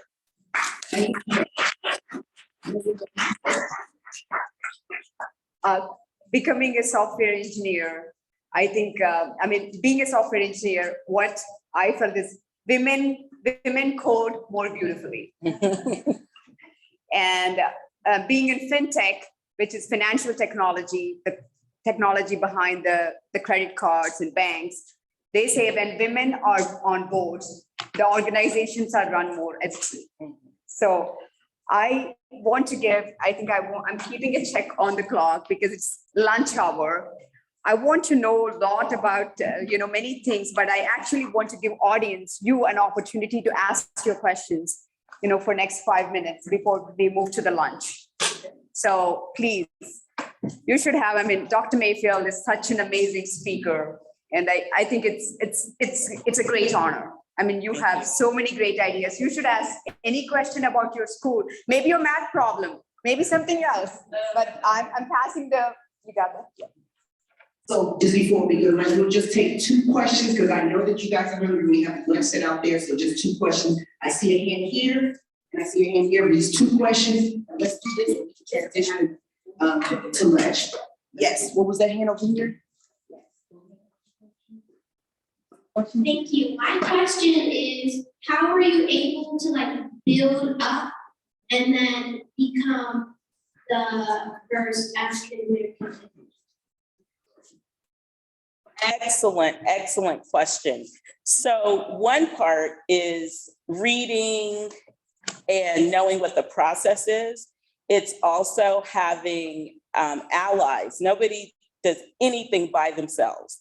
There are people praying for them. There are people showing them the way. And so when it was time for me to go up for tenure, I had a really great colleague who happened to be a European American woman.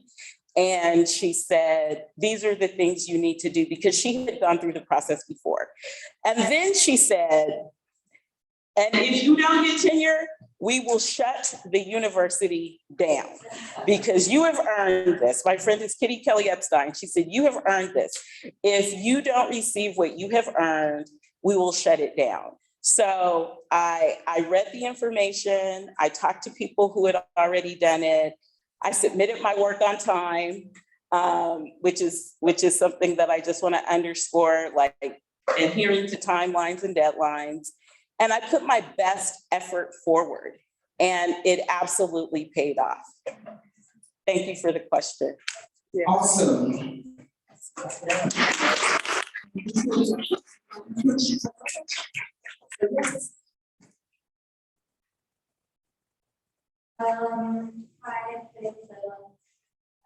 The question is, what's your favorite part about your student? What's my favorite part about my job?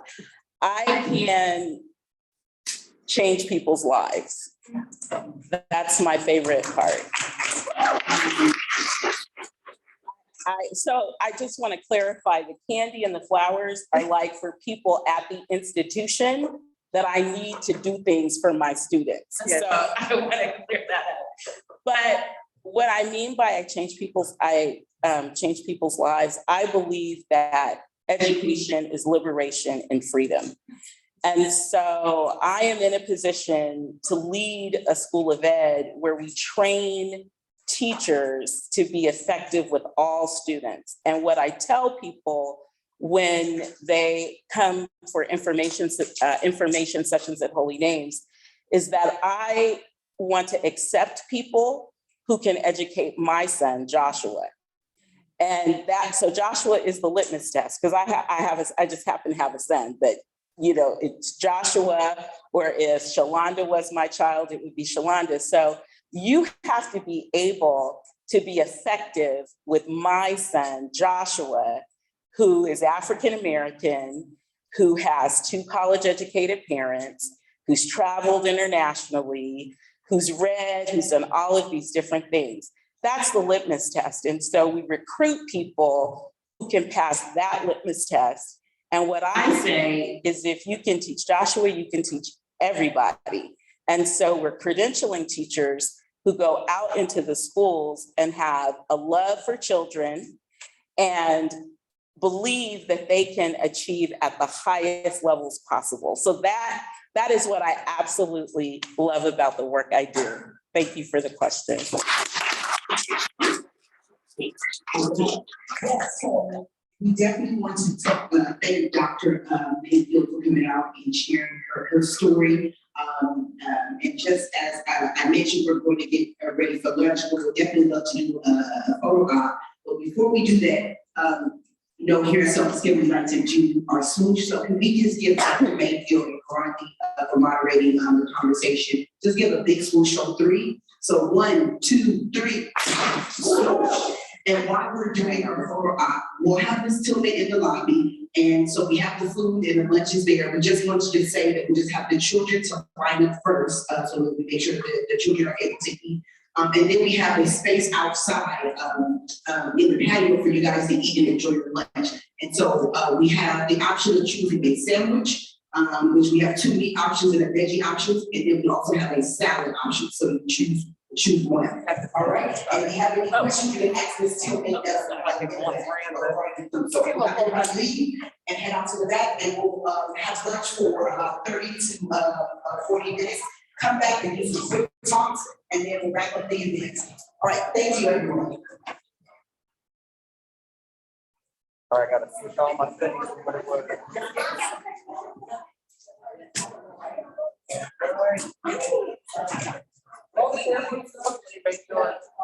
Oh, perfect. Thank you. Thank you. We just did one job.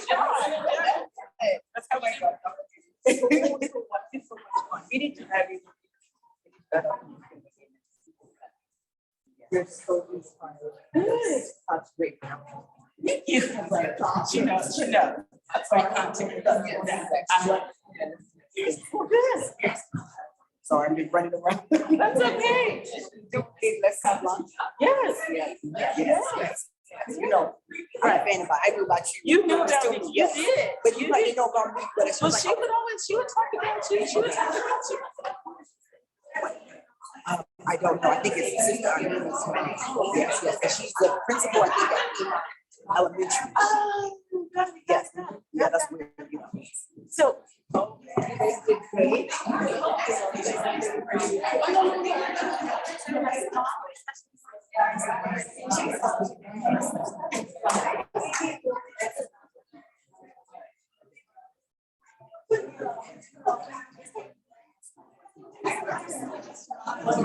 Yeah. So that's how we get.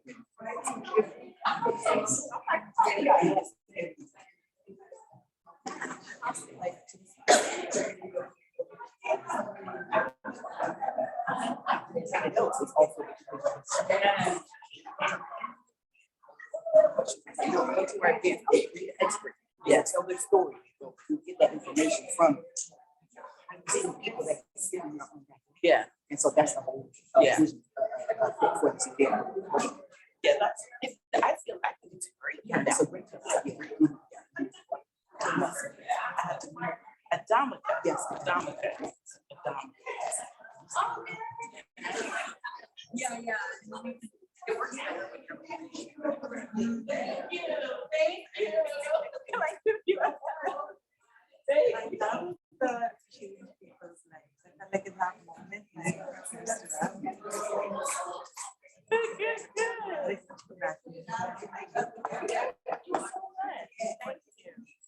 You know what it's like for us in. I was actually thinking, I'm like,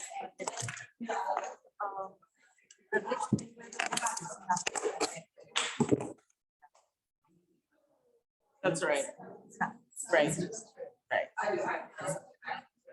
This was fun. I didn't know what to expect, but I was like, send me on go. I know how to talk a little bit about everything. I majored in poli-sci, so I can talk a little bit about a lot of things. I can go in depth. very accessible to regular. Oh, good.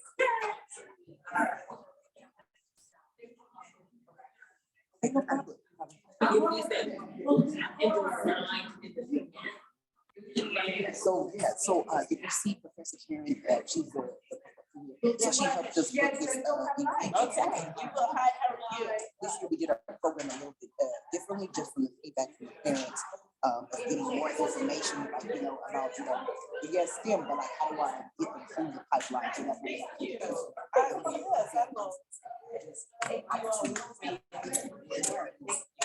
graduate study here at the College of Environmental Science, talking about, hey, like I'm not too far from you, but yes. Like, no, I love that. And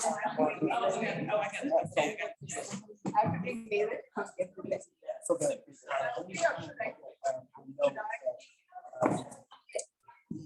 when you're in this, there's certain things that you can't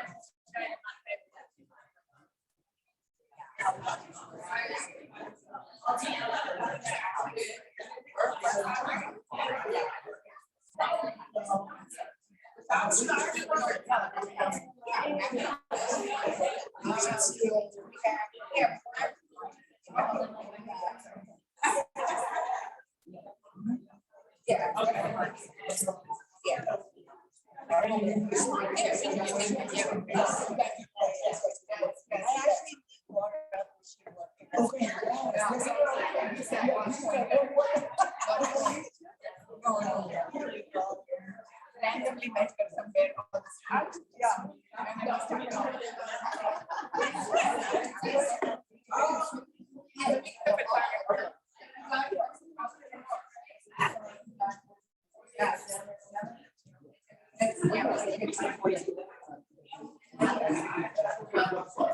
somewhere on the street. let's do it. Let me get the photographer.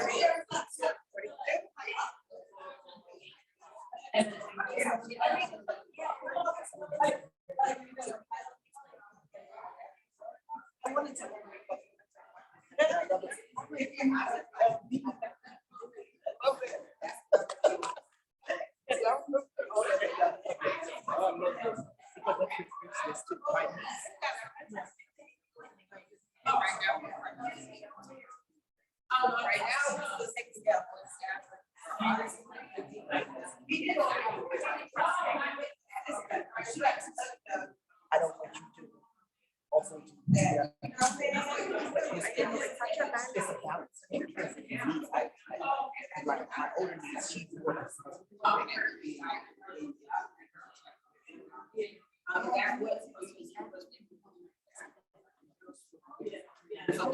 yeah, so much because COVID, like, oh, well, yeah. Are the white chairs in the way? Well, what I'm doing is I'm just kind of doing like a waist up. So I'm like, at the top, I'll show you. 1, 2, 3. And one more because I. have it all set up for outside. What time are we starting? Okay, one more. Right now, but I'm gonna make like, go like one lunch coming back.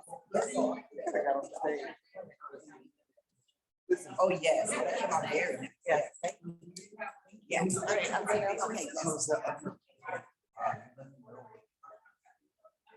Okay. But I'm still like. So I just dropped her. Yeah. So she is.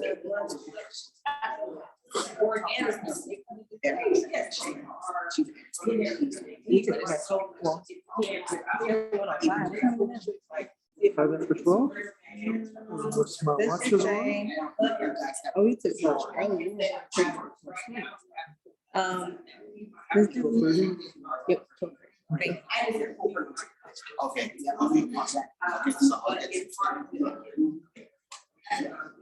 All those things. And then we have campus. We absolutely been out. Mike, you want to help me with something? Sure. I want to actually shift this to there because people are going to be talking from the. Oh, yeah, from that side. Yeah, so I'd rather have this back over there.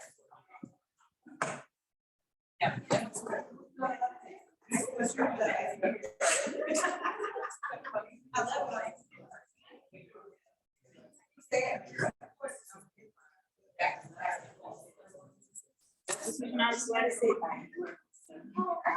Nice to meet you.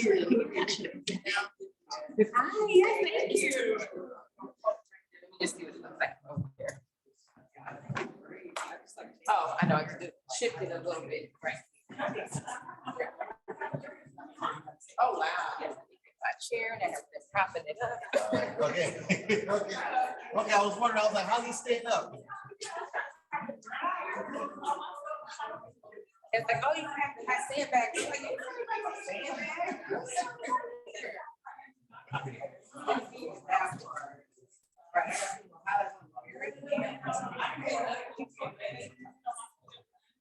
Oh, I love it. Thank you.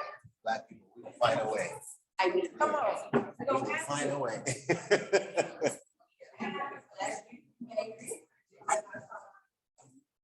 First, I like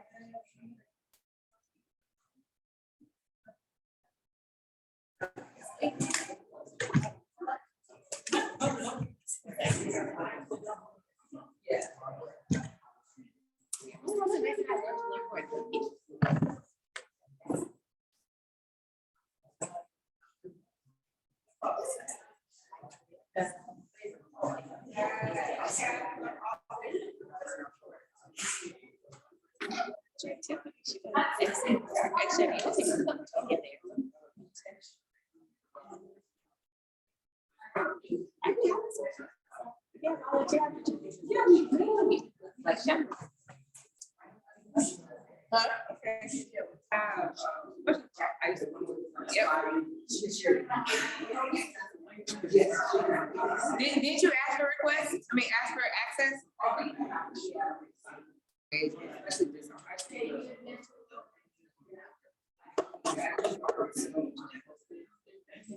What's your email address? And say again.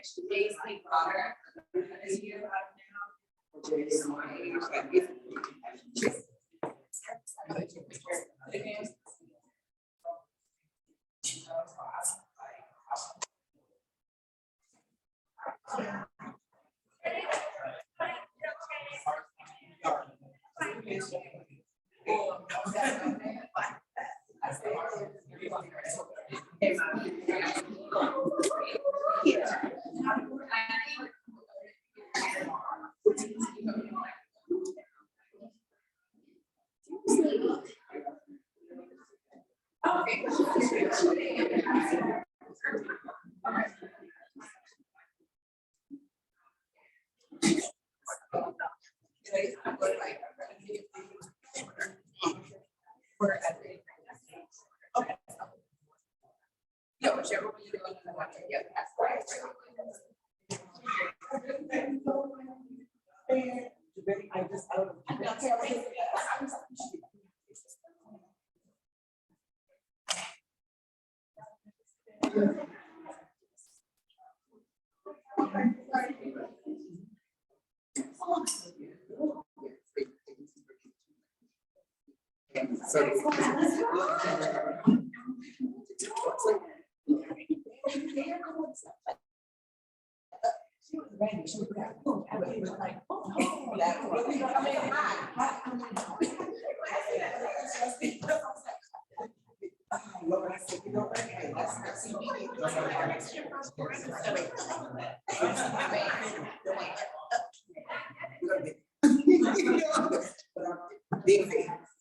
Just how pretty good.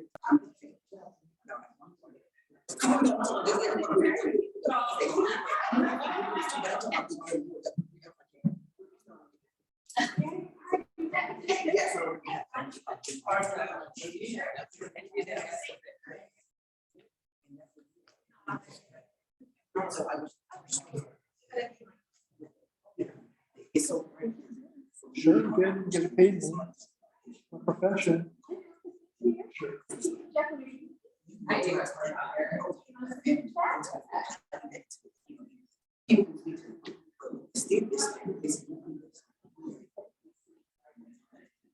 Sure.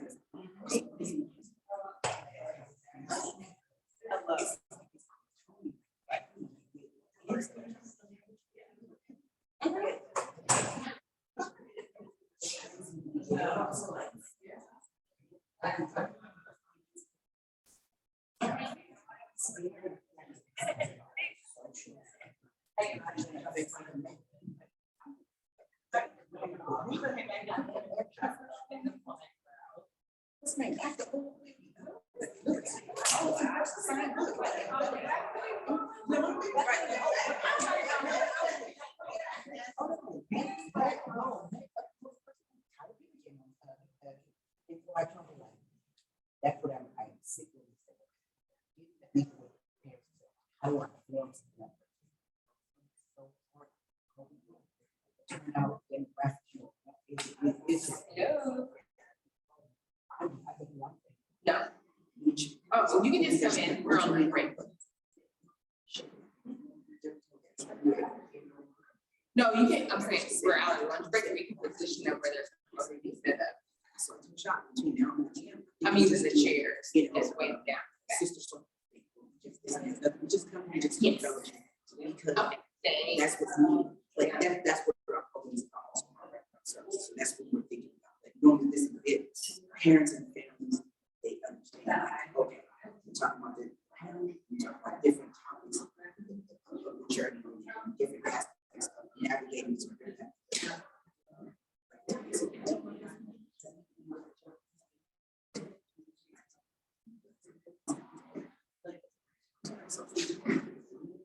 Let me explain this to you.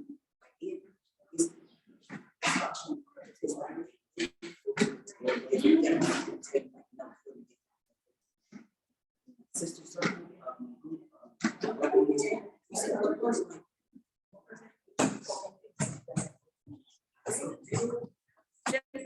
where do you want them at? That one go right here.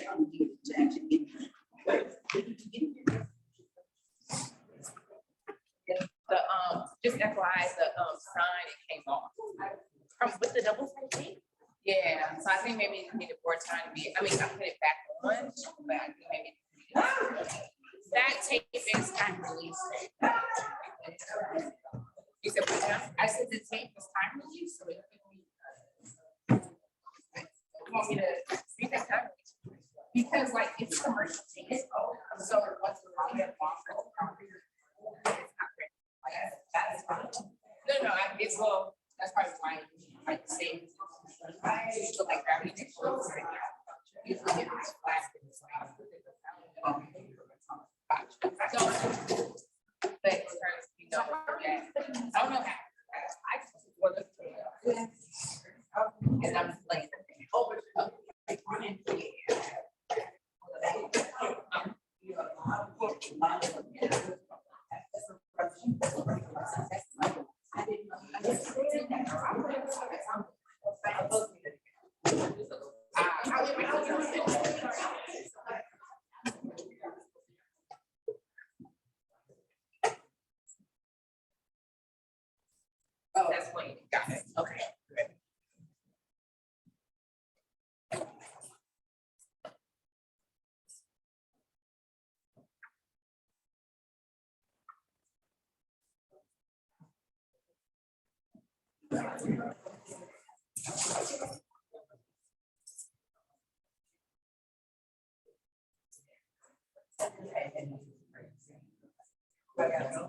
Yeah.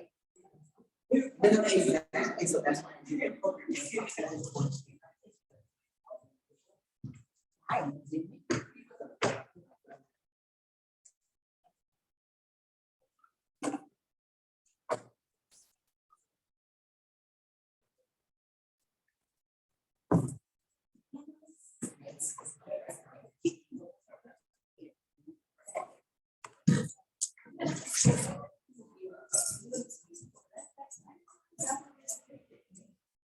Right. So that one, we can actually just put this one over here, because I think it's gonna block the presentation. Oh, but, right. But if I, like, right.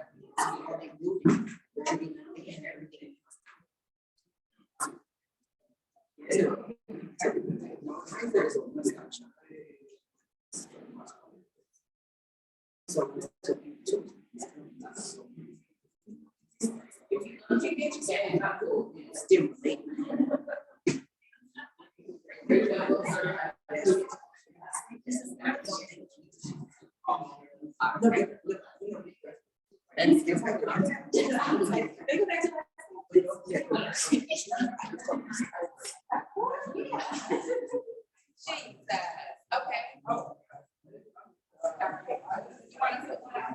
Yeah, I wanna put, yeah,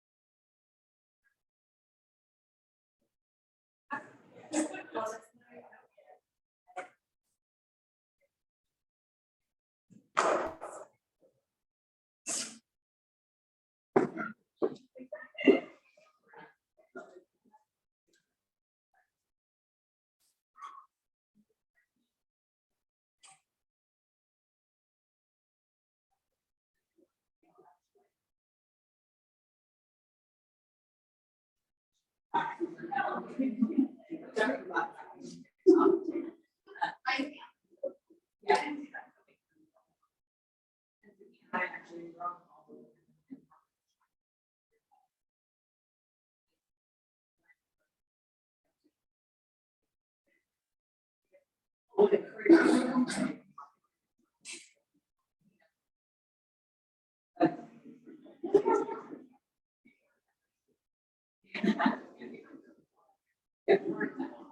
Yeah.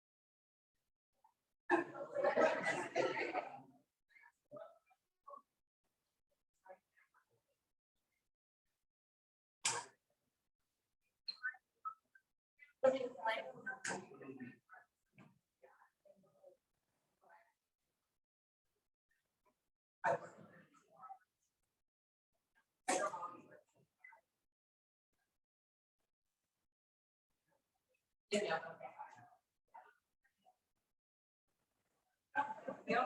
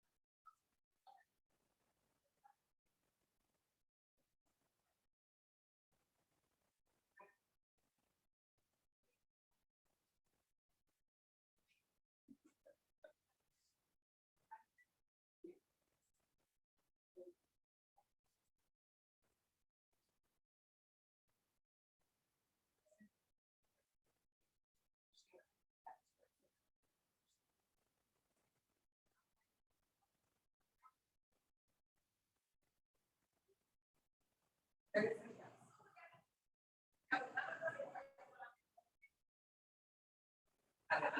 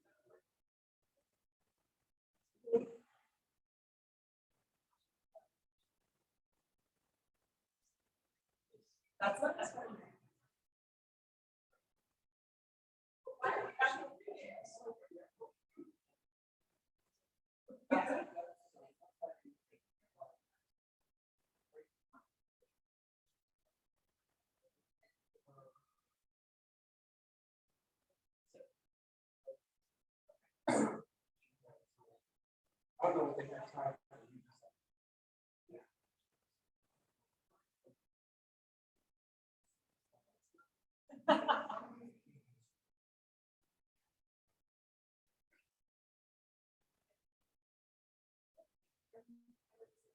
Those are the ones that I was thinking.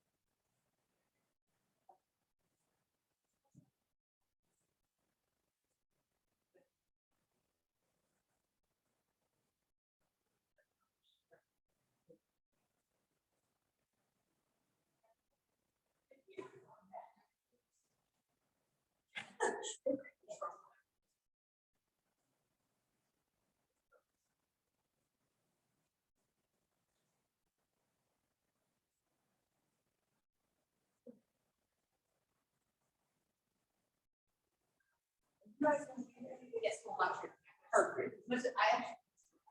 Yeah, so what? I love that. Oh, thank you.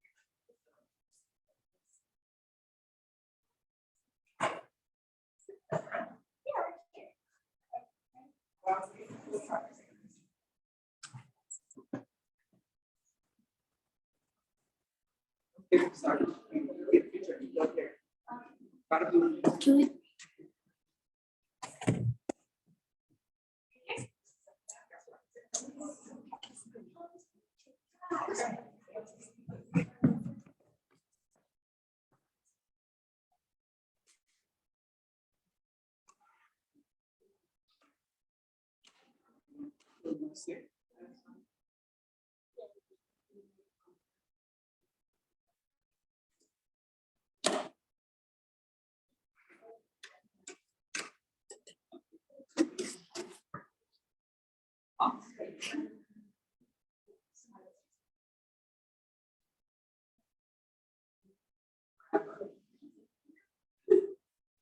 Oh, that sounds connected.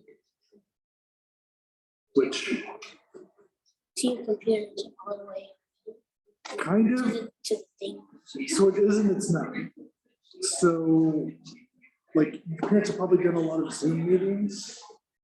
You've probably done a bunch over the last 2 years as well.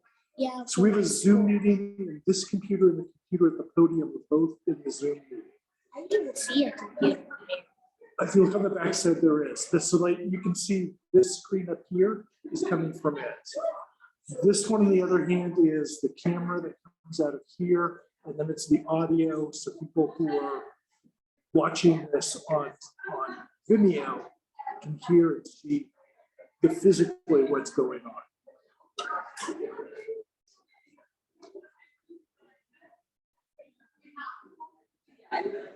What kind of games are we playing? I don't know. I hate to say it. They haven't told me the games you're going to play.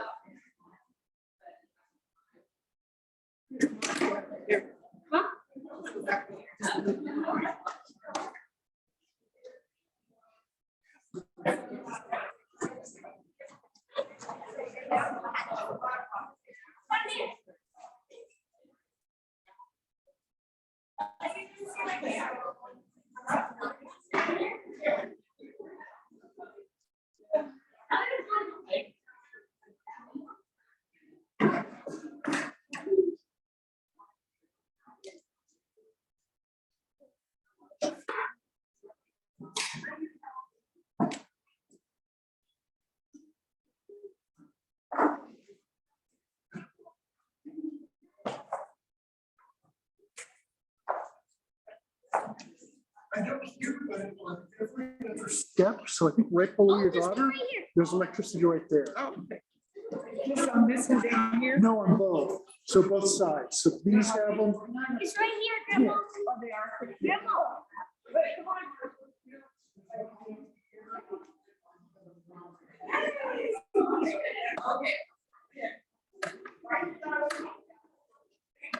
Sure.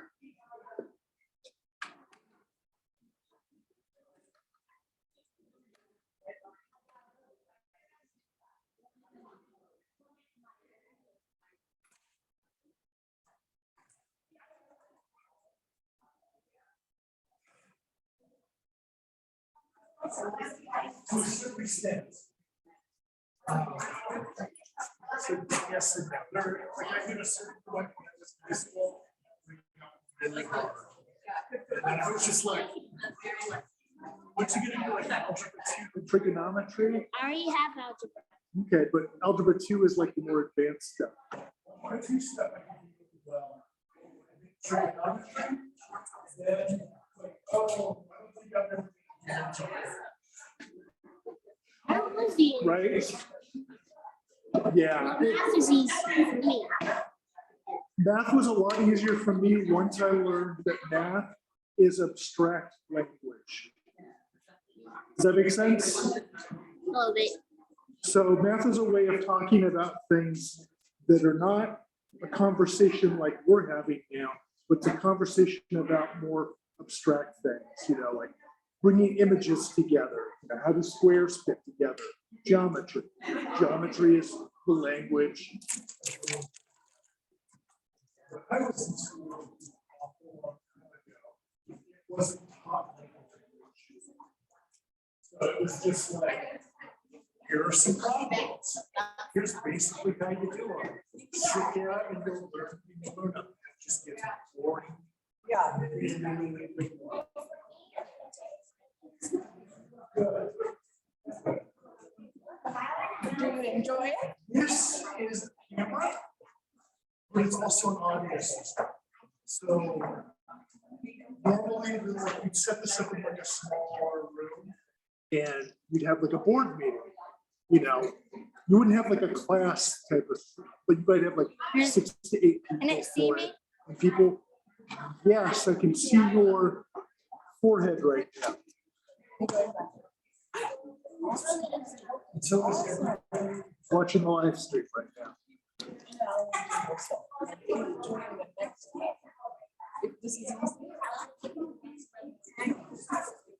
Yeah, you do gymnastics. Yeah, I saw you with some awesome coffee. Oh.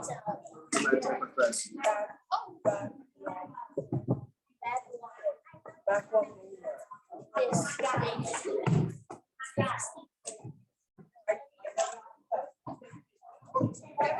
the stage, off the stage, please.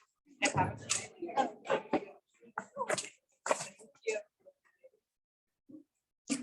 It is okay. Okay.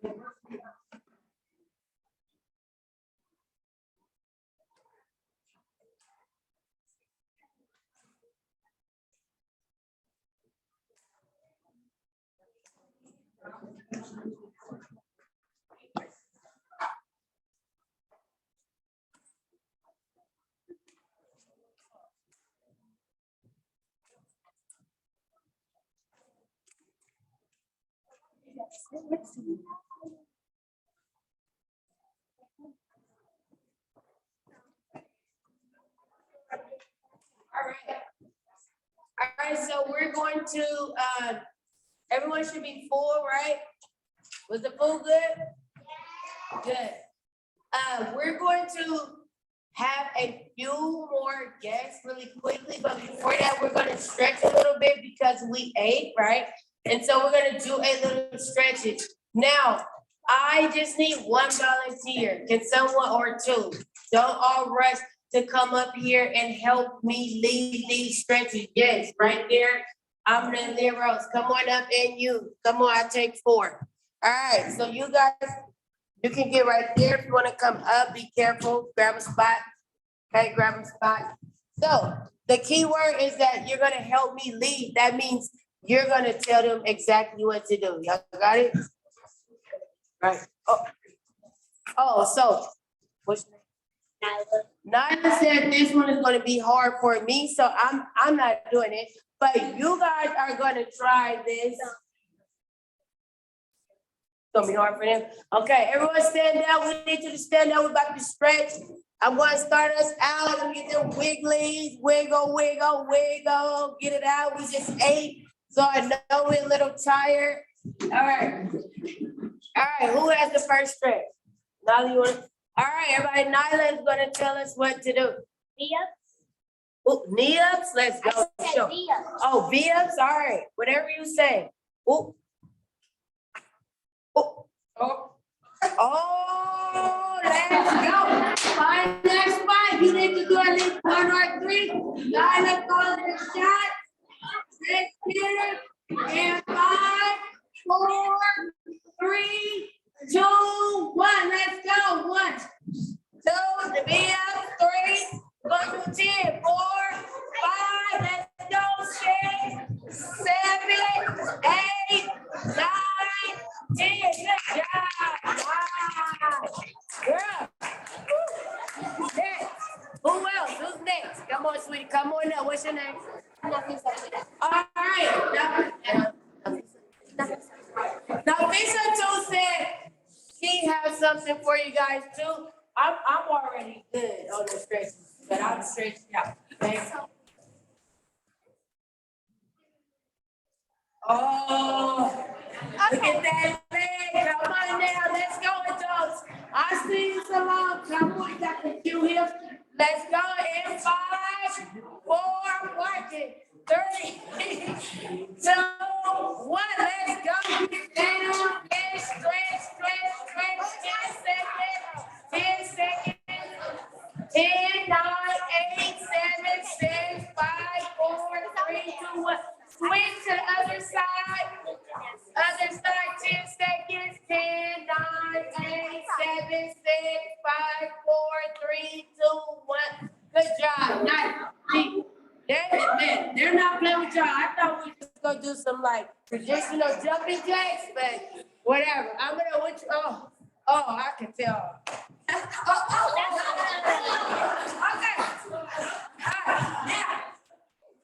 We not doing this. I mean, you can try it if you like at your own risk. Try it at your own risk. Self-esteem is not responsible. Please do not anticipate if you don't do it on time, okay?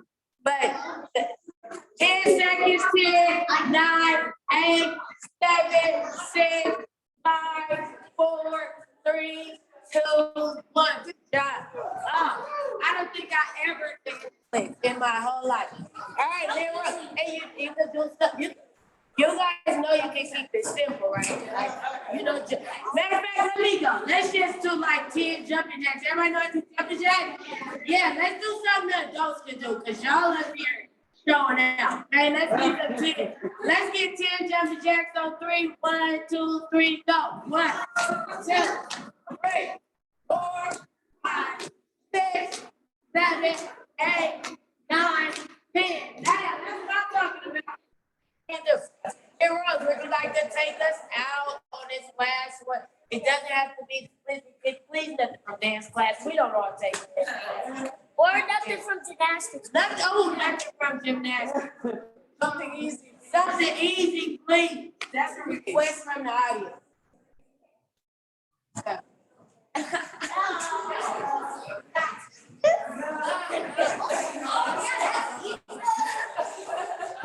Well, I guess that needs it. And go down. And 5, 4, 3, 2, 1. All right, good job. You should be warmed up. Big swoosh on 3 for our volunteers. 1, 2, 3. Oh, that was like 2 people. Big swoosh on 3 for all these lovely volunteers. Swoosh on 1, 2, 3. Yes.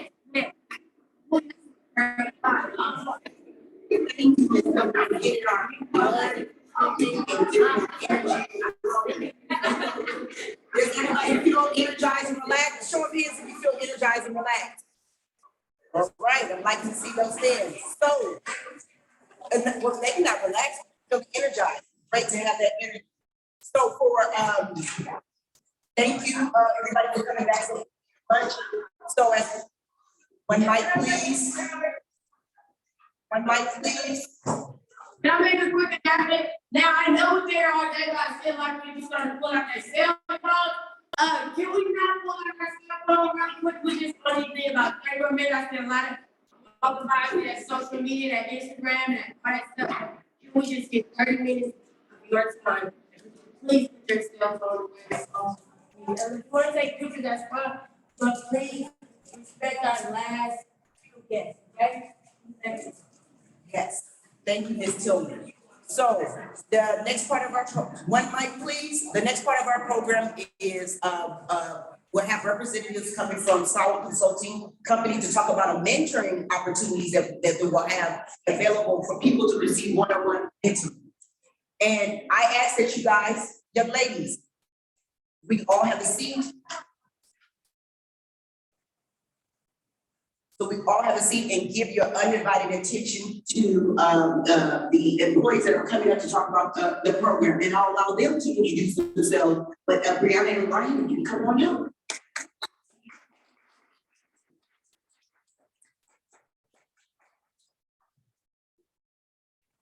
Hi, I'm Ryan.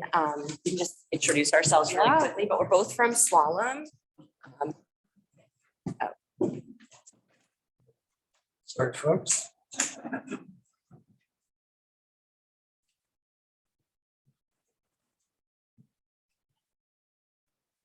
And then like about an inch or two from your mouth. We're both from Slalom, and just to introduce myself, so my name's Ryan. I've been with the firm for about a year now and have been in consulting for about 4. And I went to Auburn University. I graduated in 2018 and I majored in finance. When I was picking my major and thinking through, I think a big driver for me was like financial freedom. I just didn't see a lot of opportunity, I think, growing up and within my own family. So for me, going to college, I looked at it as an opportunity to try to create a new path for myself. And picking finance was just a hope for me that would connect me to more opportunities down the road. Yeah, my name is Brianna. I've also been at Slalom for about a year. I went to Washington University in St. Louis, where I majored in psychology and anthropology. So nothing related to business or tech or engineering. And I just want to say that whatever you decide to pursue in college and learn, you can apply that anywhere. So I went into consulting because I wanted to problem solve and solve real world problems and help businesses work better. So now we're both in consulting and really excited to share with you all what we do and how we can help. Thank you, Brianna and Ryan. I'm going to go through the slides. Yeah, so I can kick us off. So some of y'all might be wondering, what is Slalom? What is consulting? So basically consulting is working with different businesses to help them run better. So that could be anything from, we want to move our data from one place to another, or we want to make sure that our employees are really happy. How do we do that? So a lot of different problems across a lot of different industries. That's generally what consulting is. And like I said, I majored in psychology and anthropology, and I was able to be a consultant. Really, it doesn't matter what your background is. It's just how do you think through problems, and then how do you communicate solutions to people? If you like to talk to people, if you like to make connections, if you like to present, I see the girls who led the stretching exercises, all of y'all would be great consultants. It's definitely just people who really want to help. That at the core is what consulting is.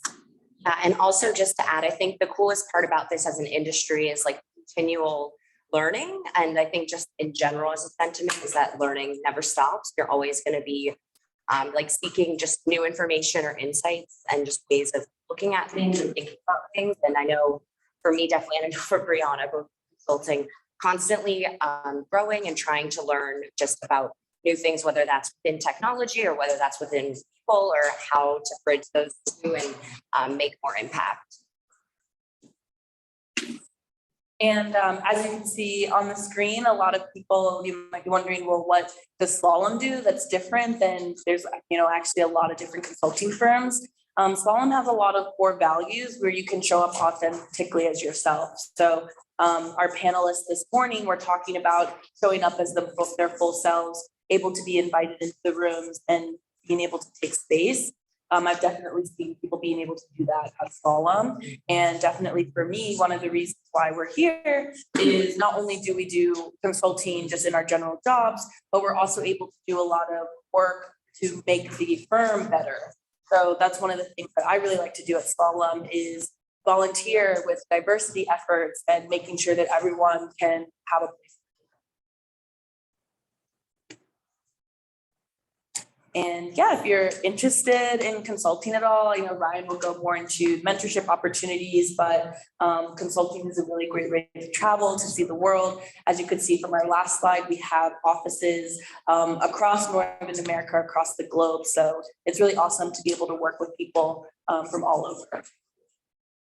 And then just talking a little bit more about the offering today, which is the mentorship opportunity. So we have employee resource groups at Slalom, which just for everyone in the room, those are, think of them like clubs, like an after school club, where you can just join with people and talk about things, learn about things, and maybe put on events surrounding the things that you have a shared passion or just aspect on. And so we have Women's Leadership Network, and then .org, which is focused on like philanthropic and efforts with nonprofits. So we've bridged together to create this program called 60 by 60, where we've asked 60 consultants to donate 60 minutes of their time or more if they have it, which has been really great so far. And we've put together about 7 and 8 organizations across the Bay Area, and also some that are virtual only, to try to get more involvement with our consultants and offering mentorship and offering that support.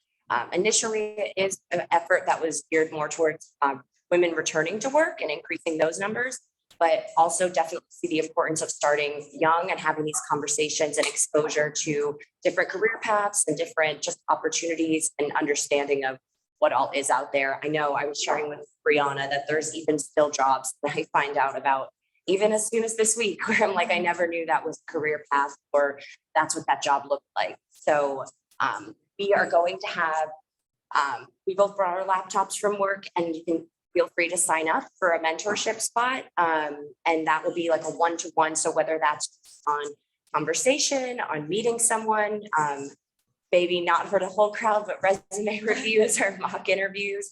But it just can never hurt to have conversation, even if that's just wanting to know, what do you do all day or anything about that. So we have a lot of consultants who are really excited to kind of donate their time, their mind, and just offer support and offer any guidance that they're able to.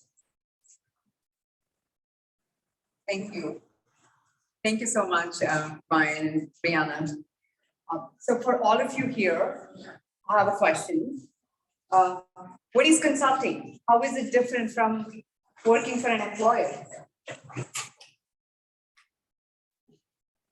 Anybody have any questions? No.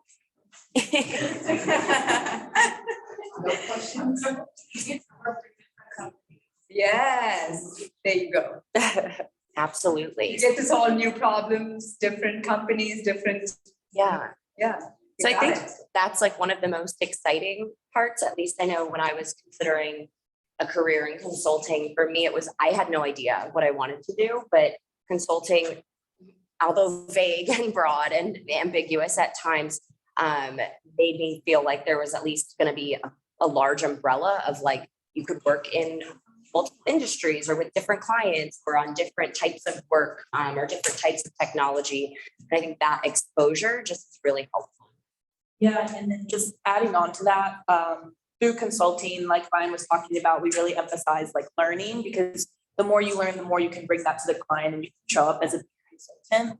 So consulting is also really great if you're not quite sure what you want to do, because you can work with different companies, and you can also, consulting firms will usually help you to get certifications, or if you want to learn coding or just a different skill, usually firms really encourage that. Yeah, so for all of you here who are interested in mentoring, becoming a mentee, it gives you opportunity, what career I want to take, or what is my, which, I love these subjects, but what can I do with these subjects, and which industry should I pick? I think any kind of consulting, I think it could be how do I, how should I make my resume, or, something, or make my profile look. So Slalom is here to help you all. So they have a mission to help 60 women, 60 consultants from Slalom, like Brianna and Ryan here, would be your mentors. So you have this mentorship opportunity through our partnership with Slalom. So Self-eSTEM and Slalom are partnered together. So we really encourage any of you who are interested. We have a Google form that you could walk to any of our computers and fill your name and details. There are many options. So that's what I would say. It's not just getting into a job, but even if you want to prepare a resume, or how do you post to speak for yourself in an interview, or or which career it is for me. So any of those questions, or even sometimes I don't feel like there's nobody that look like me. How do I feel confident? How can I have effective communication? It could be many things. So just you choose your topic, whatever you want to get mentored. Slalom is here to help us. Thank you all. Thank you all for being such a great audience.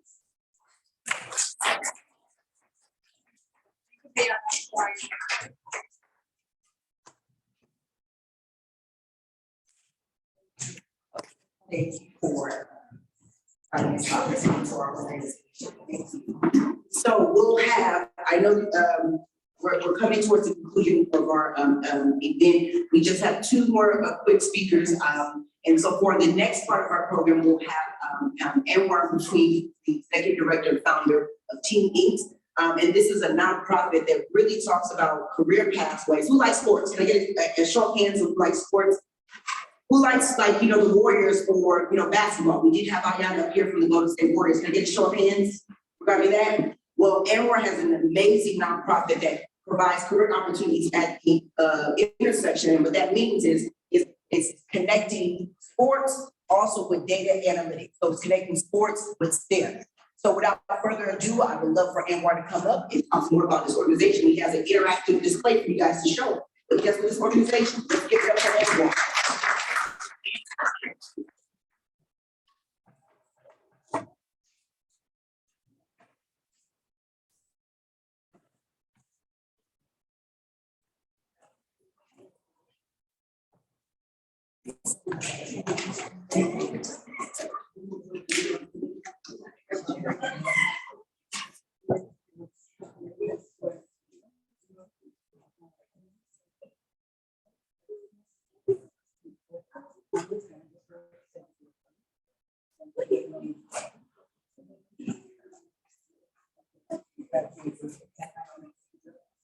No, because that's, it's also good from there.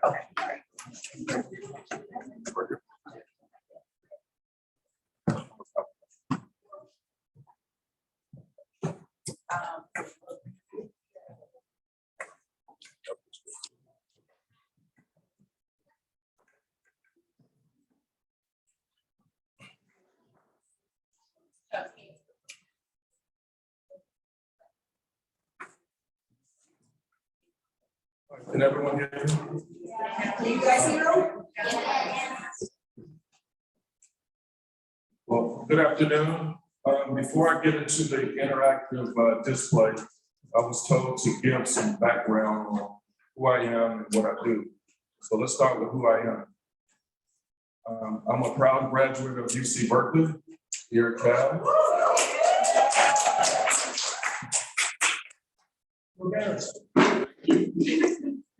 I was a student athlete here, majored in sociology, played basketball for the university, and we made it to the Sweet 16 when I was a student athlete. So a lot of fond memories and excitement. But my journey to get here, I am not from California, I'm from Washington, D.C. And so I had to compete with people throughout the country. I think I heard you say you're from Auburn. So I really I wanted to attend a school in California, so I applied for UC Berkeley. It was really competitive, but I had to write an essay of who I was, what my background was, what my interest was. But I had basketball as an extracurricular. So Cal really focused on my academic credentials, and my athletic prowess was a bonus. So to marry those two worlds gave me an opportunity to attend Berkeley, but on a scholarship. So what that means is when I graduated, I did not have student debts to pay back. I was able to graduate and get into the real world.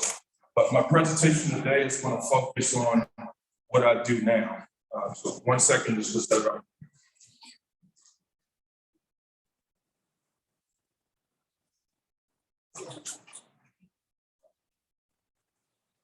You know what? We're just gonna roll. Okay.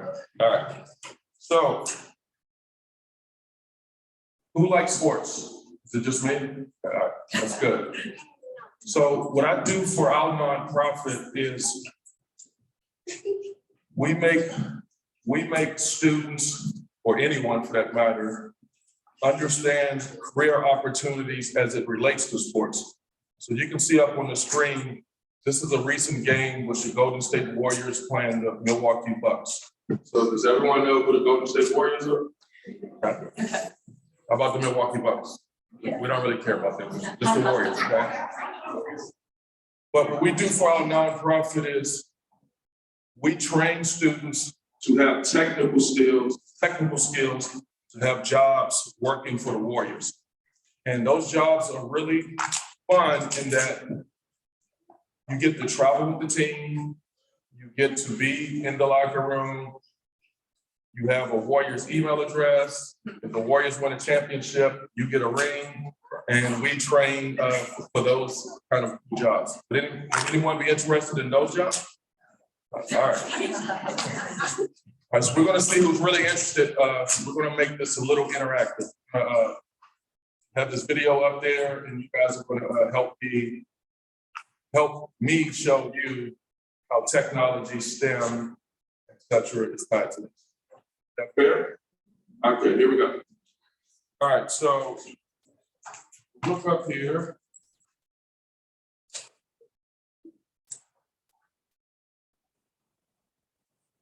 What we want to show up here is we want to evaluate, who is this for the Warriors? Are we sure?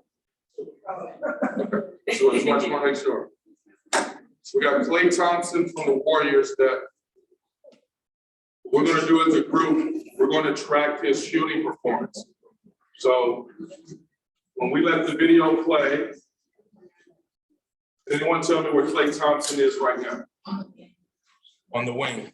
Is this Klay Thompson right here? How about right here with the ball? No. Right here. Okay, cool.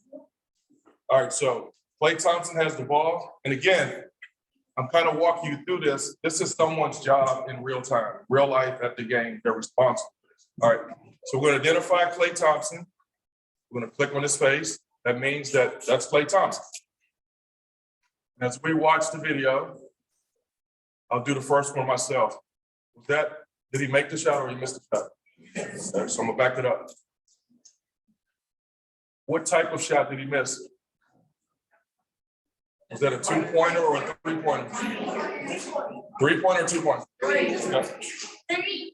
All right. So 3-pointer. So based on this diagram, what area on the court did he attempt the shot? Was it here, here, over here? Or right here? Okay, so we're going to press that he attempted the shot here. See, I clicked on it one time. And you said it was a missed 3-pointer, right? So right here, we're collecting data. So this is a missed 3-pointer. I'm going to turn off Klay Thompson again. So that's going to be the exercise for us as a group. Watch Klay Thompson's shot. You guys are going to tell me if it's a made 2, made 3, and where the shot was taken from. You guys ready? All right, here we go. This for Klay Thompson, though.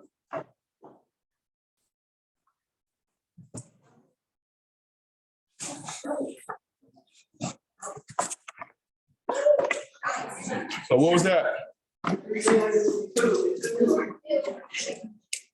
We have to be on the same page. Was it a 2 or a 3? All right. Right here, and that was a made 2. All right, we're gonna keep going. We're gonna do 2 more together, and you'll see where this goes.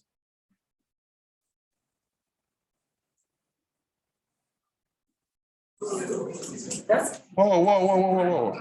2 or 3? That's 3. 3, okay. That's a 3, okay. We have to be sure or certain. All right, just 2 more. We're gonna get into the fun stuff.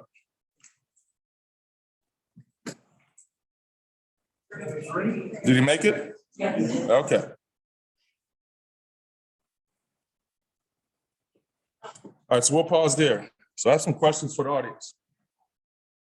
We were able to track 4 times that Klay Thompson had the ball, and you guys told me if he made a 2, made a 3, right? So my first question, and I'm gonna pick on someone in the audience. Jennifer, I see you back there. How many 3-point shots did Klay make? If my memory serves me correct, 2. Okay. What's the answer, guys? 2. All right. How many 2-pointers did he make? 1. Okay. So, Jennifer, you were correct, and whoever else said 2-pointers was correct as well. So I want us to use our imagination. You were able to answer that because we only had 4 attempts, right? Just imagine in an NBA game, each team has the ball at least 80 times a game. So could you imagine 80 times tracking what's going on and then being asked that question? Can we agree that would be pretty impossible maybe to recall that, right? So how are we going to recall that? You have a question, yeah. Absolutely, we can count free throws, we can count blocks. What was the question? Because in this particular video, he did not attempt any free throws. But great question though. That means you were paying attention, I like it. All right, so we have this 4 possessions of collecting the data on clay. And this is where we're going to bring the data to life. So again, we're tracking Klay Thompson's field goal percentage based on those 4 shots. All right, so we're going to bring this dashboard to life. So is that dashboard representative of what Klay Thompson did performance-wise? Yes? Okay. Yeah, so he made 1 2-pointer, more, he made it over here, but more or less scenario, 3-pointer, he missed, and he made. But this is a nice way we can verify this. So just imagine this is your job. Klay Thompson comes out the game. You're sitting next to Klay Thompson or Steph Curry. You pull this up on your iPad, just say, hey, buddy, this is what you're doing to help or hurt the team. And he has to believe this, right? So question for the audience, what happens if you don't have the correct information inputted? What do you think happens? What happens if you have the incorrect information that it comes here? Yes. You could mess up. Klay Thompson's upset with you. Coach Kerr's upset with you, and all the fans, right? But if you get it right, everyone's happy with you, and they're going to pay you. But no, what's really exciting about this is that this output is then connected to video. So if we click here, we can see, we can recall back what Klay Thompson did from that possession. Yes. Maybe I missed it, but when you're recording it, is this all live, like you don't have to watch your player in the game, or do you go back and watch? So for the person that's doing this job, they're at the arena, it's live, and I would recommend they have a cup of coffee next to them, just to make it, because you can't fall asleep. You fall asleep, Draymond Green's gonna be upset with you. I mean, you just don't want that. You don't want that. At like halftime or any time when they would pop up and they would show all them shots, like mid-play, and I was wondering if that. Great question, and that's why I'm here today. The answer to that question is it's an individual, that's their full-time job. They're watching all these possessions, they're inputting that specific information to display that information for the players, the fans, and the coaches. Absolutely. Yes. It's fun though. It's fun. It's fun. It's fun. It's fun and a little scary not to mess up. So it's fun. Yeah. Absolutely.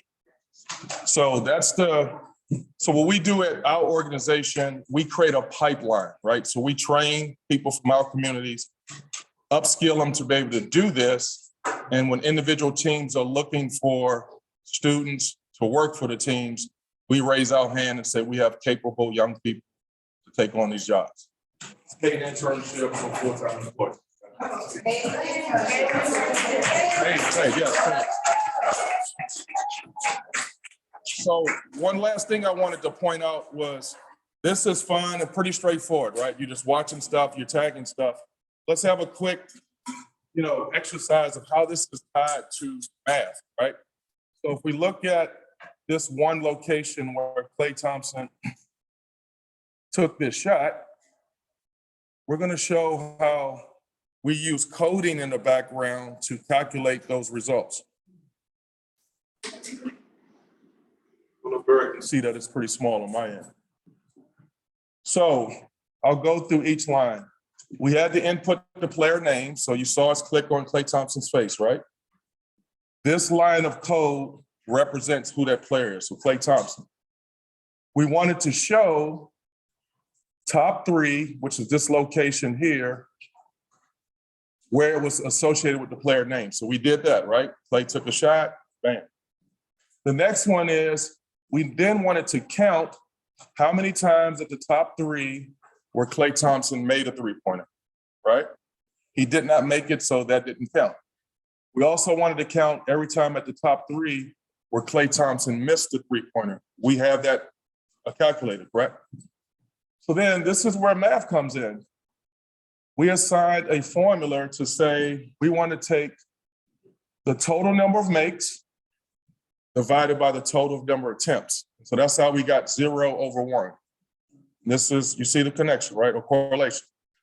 But this is where we train nuances and skills. These last 2 lines are potential outcomes. So for 0 for 1, can someone tell me what does that mean in percentage-wise? What is 0 for 1 percentage-wise? Is that 100% or is that 0%? 0. I used to think it was about 100. That's right. So 0%. But this line of code says if those calculated results are greater than 37%, we want the button color to be green.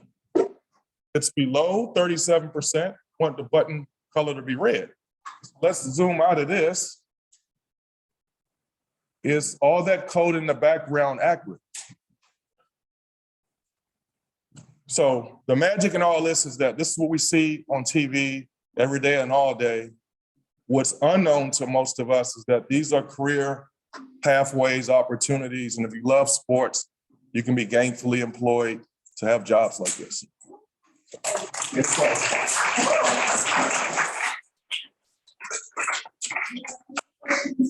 From the audience, I have one question. Yes. So are one of your volunteer, the nonprofit volunteers or the interns actually enter these, track the player and tracking their moves? Yes, yes. Okay. We do that as a part of our program. We make it project-based, and this is kind of high level of. And they get paid to do that? Yes, absolutely. How do we apply? How do we apply?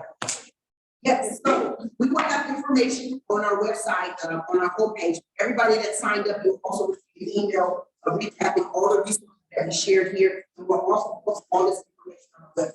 So this is an opportunity for you guys to hear directly from the people who are actually engaging in these programs and opportunities. And they will all place all these resources and make it available on our website and send it out here. One last important point. For students, this program is cost-free. It's free for students. So students come, get trained up, mentored, and we get you connected to paid opportunities. We have a deal? All right. 2 questions. He had his hand up first. Yeah. Okay. Thank you first for being here and a question that I have is, what are some of the soft skills that what that a child needs to have or student needs to have in order to do this type of work effectively? Because obviously, I imagine that focus would be one of them. Yes. Being able to do that. And what type of what in your curriculum offers things that aid those soft skills or help in developing those soft skills? Yes. So great question. So the answer to that is for soft skills for us, we put it in a framework. So it's data collection. So that's the example we went through together where we observed what we saw and we verified it. So then you have to process that data. So another soft skill would be, how do you translate what you collected to be readable or understood by any audience? And then the last part is the data visualization or even your presentation. How are you going to tell someone that's looking at this what this is? And so in the sports world, because it's in our strongest opinion, or the data suggests it's relatable content, we put you in those, I wouldn't say pressure positions, but we put you in those environments where real life people like athletes from the Golden State Warriors, their coaching staff, they come in and they judge your projects. So you have to kind of be put on the spot of what does all this mean to a place? And so what we try to tap in on the background is we're looking at, logic, looking at computational thinking, automation, programming, and we just try to support whatever of those pillars of interest. We try to mentor and have you upskilled in those particular areas. Yes. You.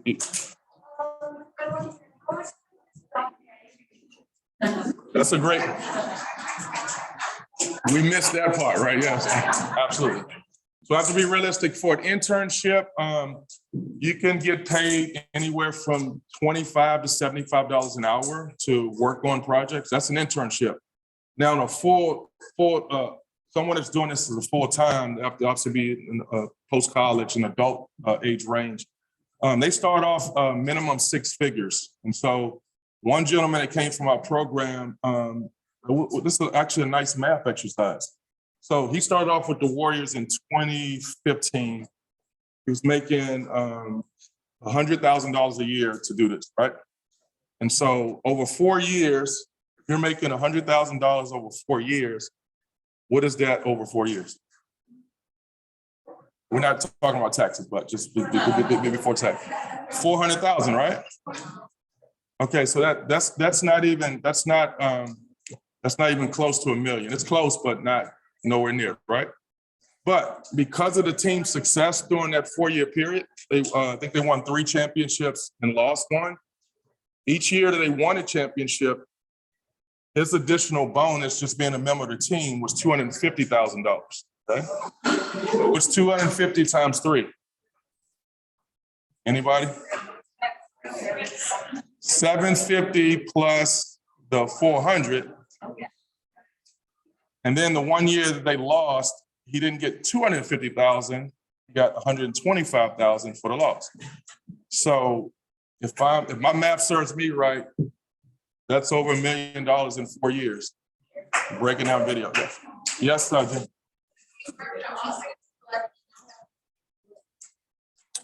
So like the players, once the season's over, he or she can come home, visit their family, but you're an employee. You're an employee of the organization. They need you to work on projects. Yeah, but it's almost like teaching. You do get some time off outside of the season. Absolutely. They travel. They're on the plane. They have their own hotel rooms when they get to the cities, and yeah, people handle their luggage. It's fun. It's awesome. They're with the players every day. Every day they get to talk to them and develop those relationships. Yes, but the exciting part is these organizations like the NBA are recognizing there's talent here in our communities, and they want to support opportunities. So we're the middle people, training people to connect everyone to those opportunities. It's called Team. Yes. Technology, exposure, and access through mentoring. Thank you.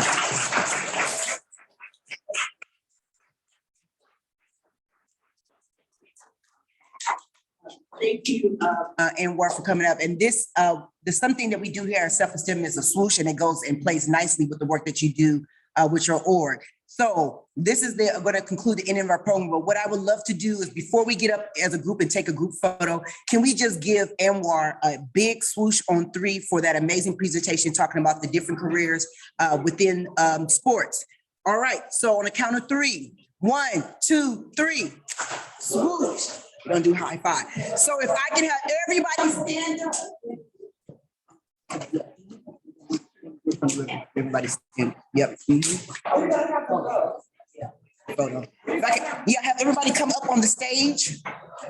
And so I also want to do thank yous and acknowledgements to, again, to the board team, to all of our speakers, to Slalom Consulting. We'll give everybody a big swoosh at the end. I want to make sure we captured on a big picture of everybody doing a swoosh together. Also want to thank the volunteers for coming out, for the attendees, and just want to make sure that I miss anybody, Karen. But any acknowledgements or thank yous? No, we would love for you guys to come up in the picture too as well. Everybody, we want everybody. Sure, yes.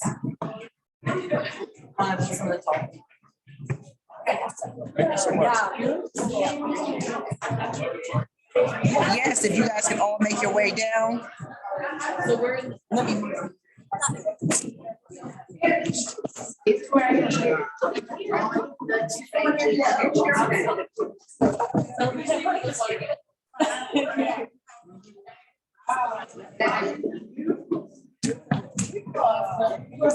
Make sure you're doing that swoosh.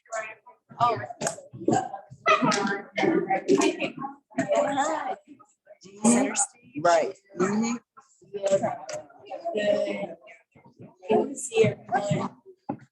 Hold on. Get a quick tug in. See. But you want to squeeze in a friend. You have everybody? You want to come in the front? Oh, no. It's fine. I'll kneel down. Yeah, you gotta get in. Just to make sure. Yeah. I'm just gonna move you just so nobody. All right, I'm gonna get down with you guys. Oh, okay, I don't want to come here. Okay. Kevin, you need to come here too.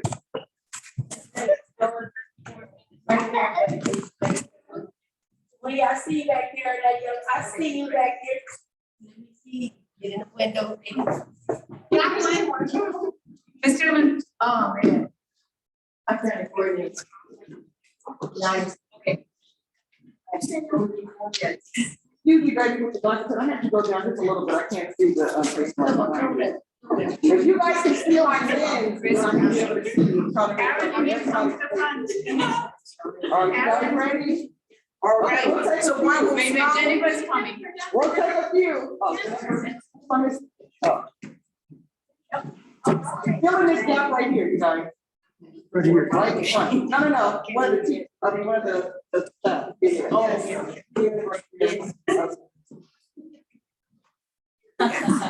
So we'll smile on the first one and then I'll count us down for us to do a swoosh. Thank everybody for attending and helping out participants for the event.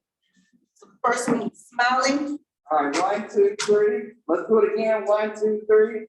Another one. Somebody close the eyes. 1, 2, 3. Okay, ready? All right, you guys want to do a swoosh? You guys ready? On the count of 3. 1, 2, 3. Swoosh. All right, now let's stop. Let's hold it. On the count of 3. 1, 2, 3. Swoosh. All right, and then one silly photo. Yeah. Silly photo. Okay. Silly faces. Silly faces. All right, one silly face. On the count of 3, silly face. 1, 2, 3. Put your hand right in your arms out. 1, 2, 3, still. Oh, y'all have to look happy. Get me out here. All right. One last thing, we do have some swag items, so free pencils and stickers on the back table over there. You guys can grab.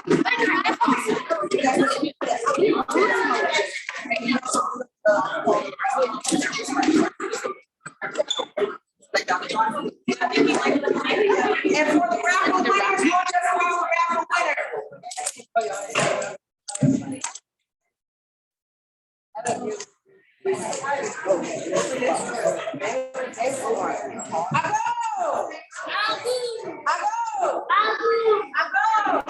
Everyone, we're gonna do the raffle really quickly before you leave. So everybody come back up and we're gonna get your ticket. Everybody has their tickets.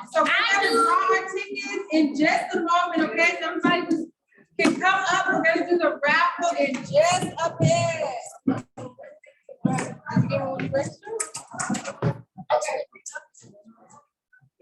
Okay, you didn't get it. That's right there. Make sure you they have, all right, so a couple students didn't, take for, they want to get. If you did not get a raffle ticket this morning, please see Ms. Gay to get that. All right, you got your ticket. If you have your ticket, y'all can gather around, gather around.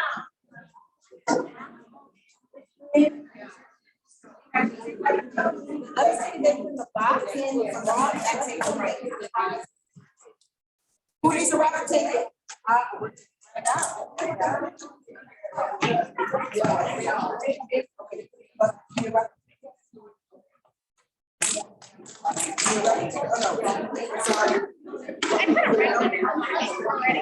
No, wait, this is the rest of it.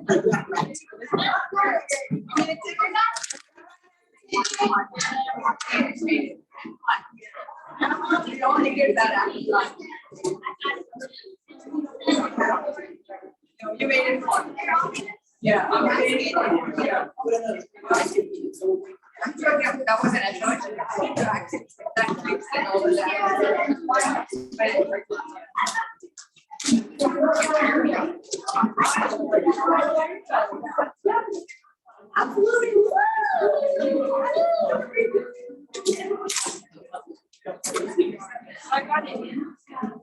Thank you for the sound engineering.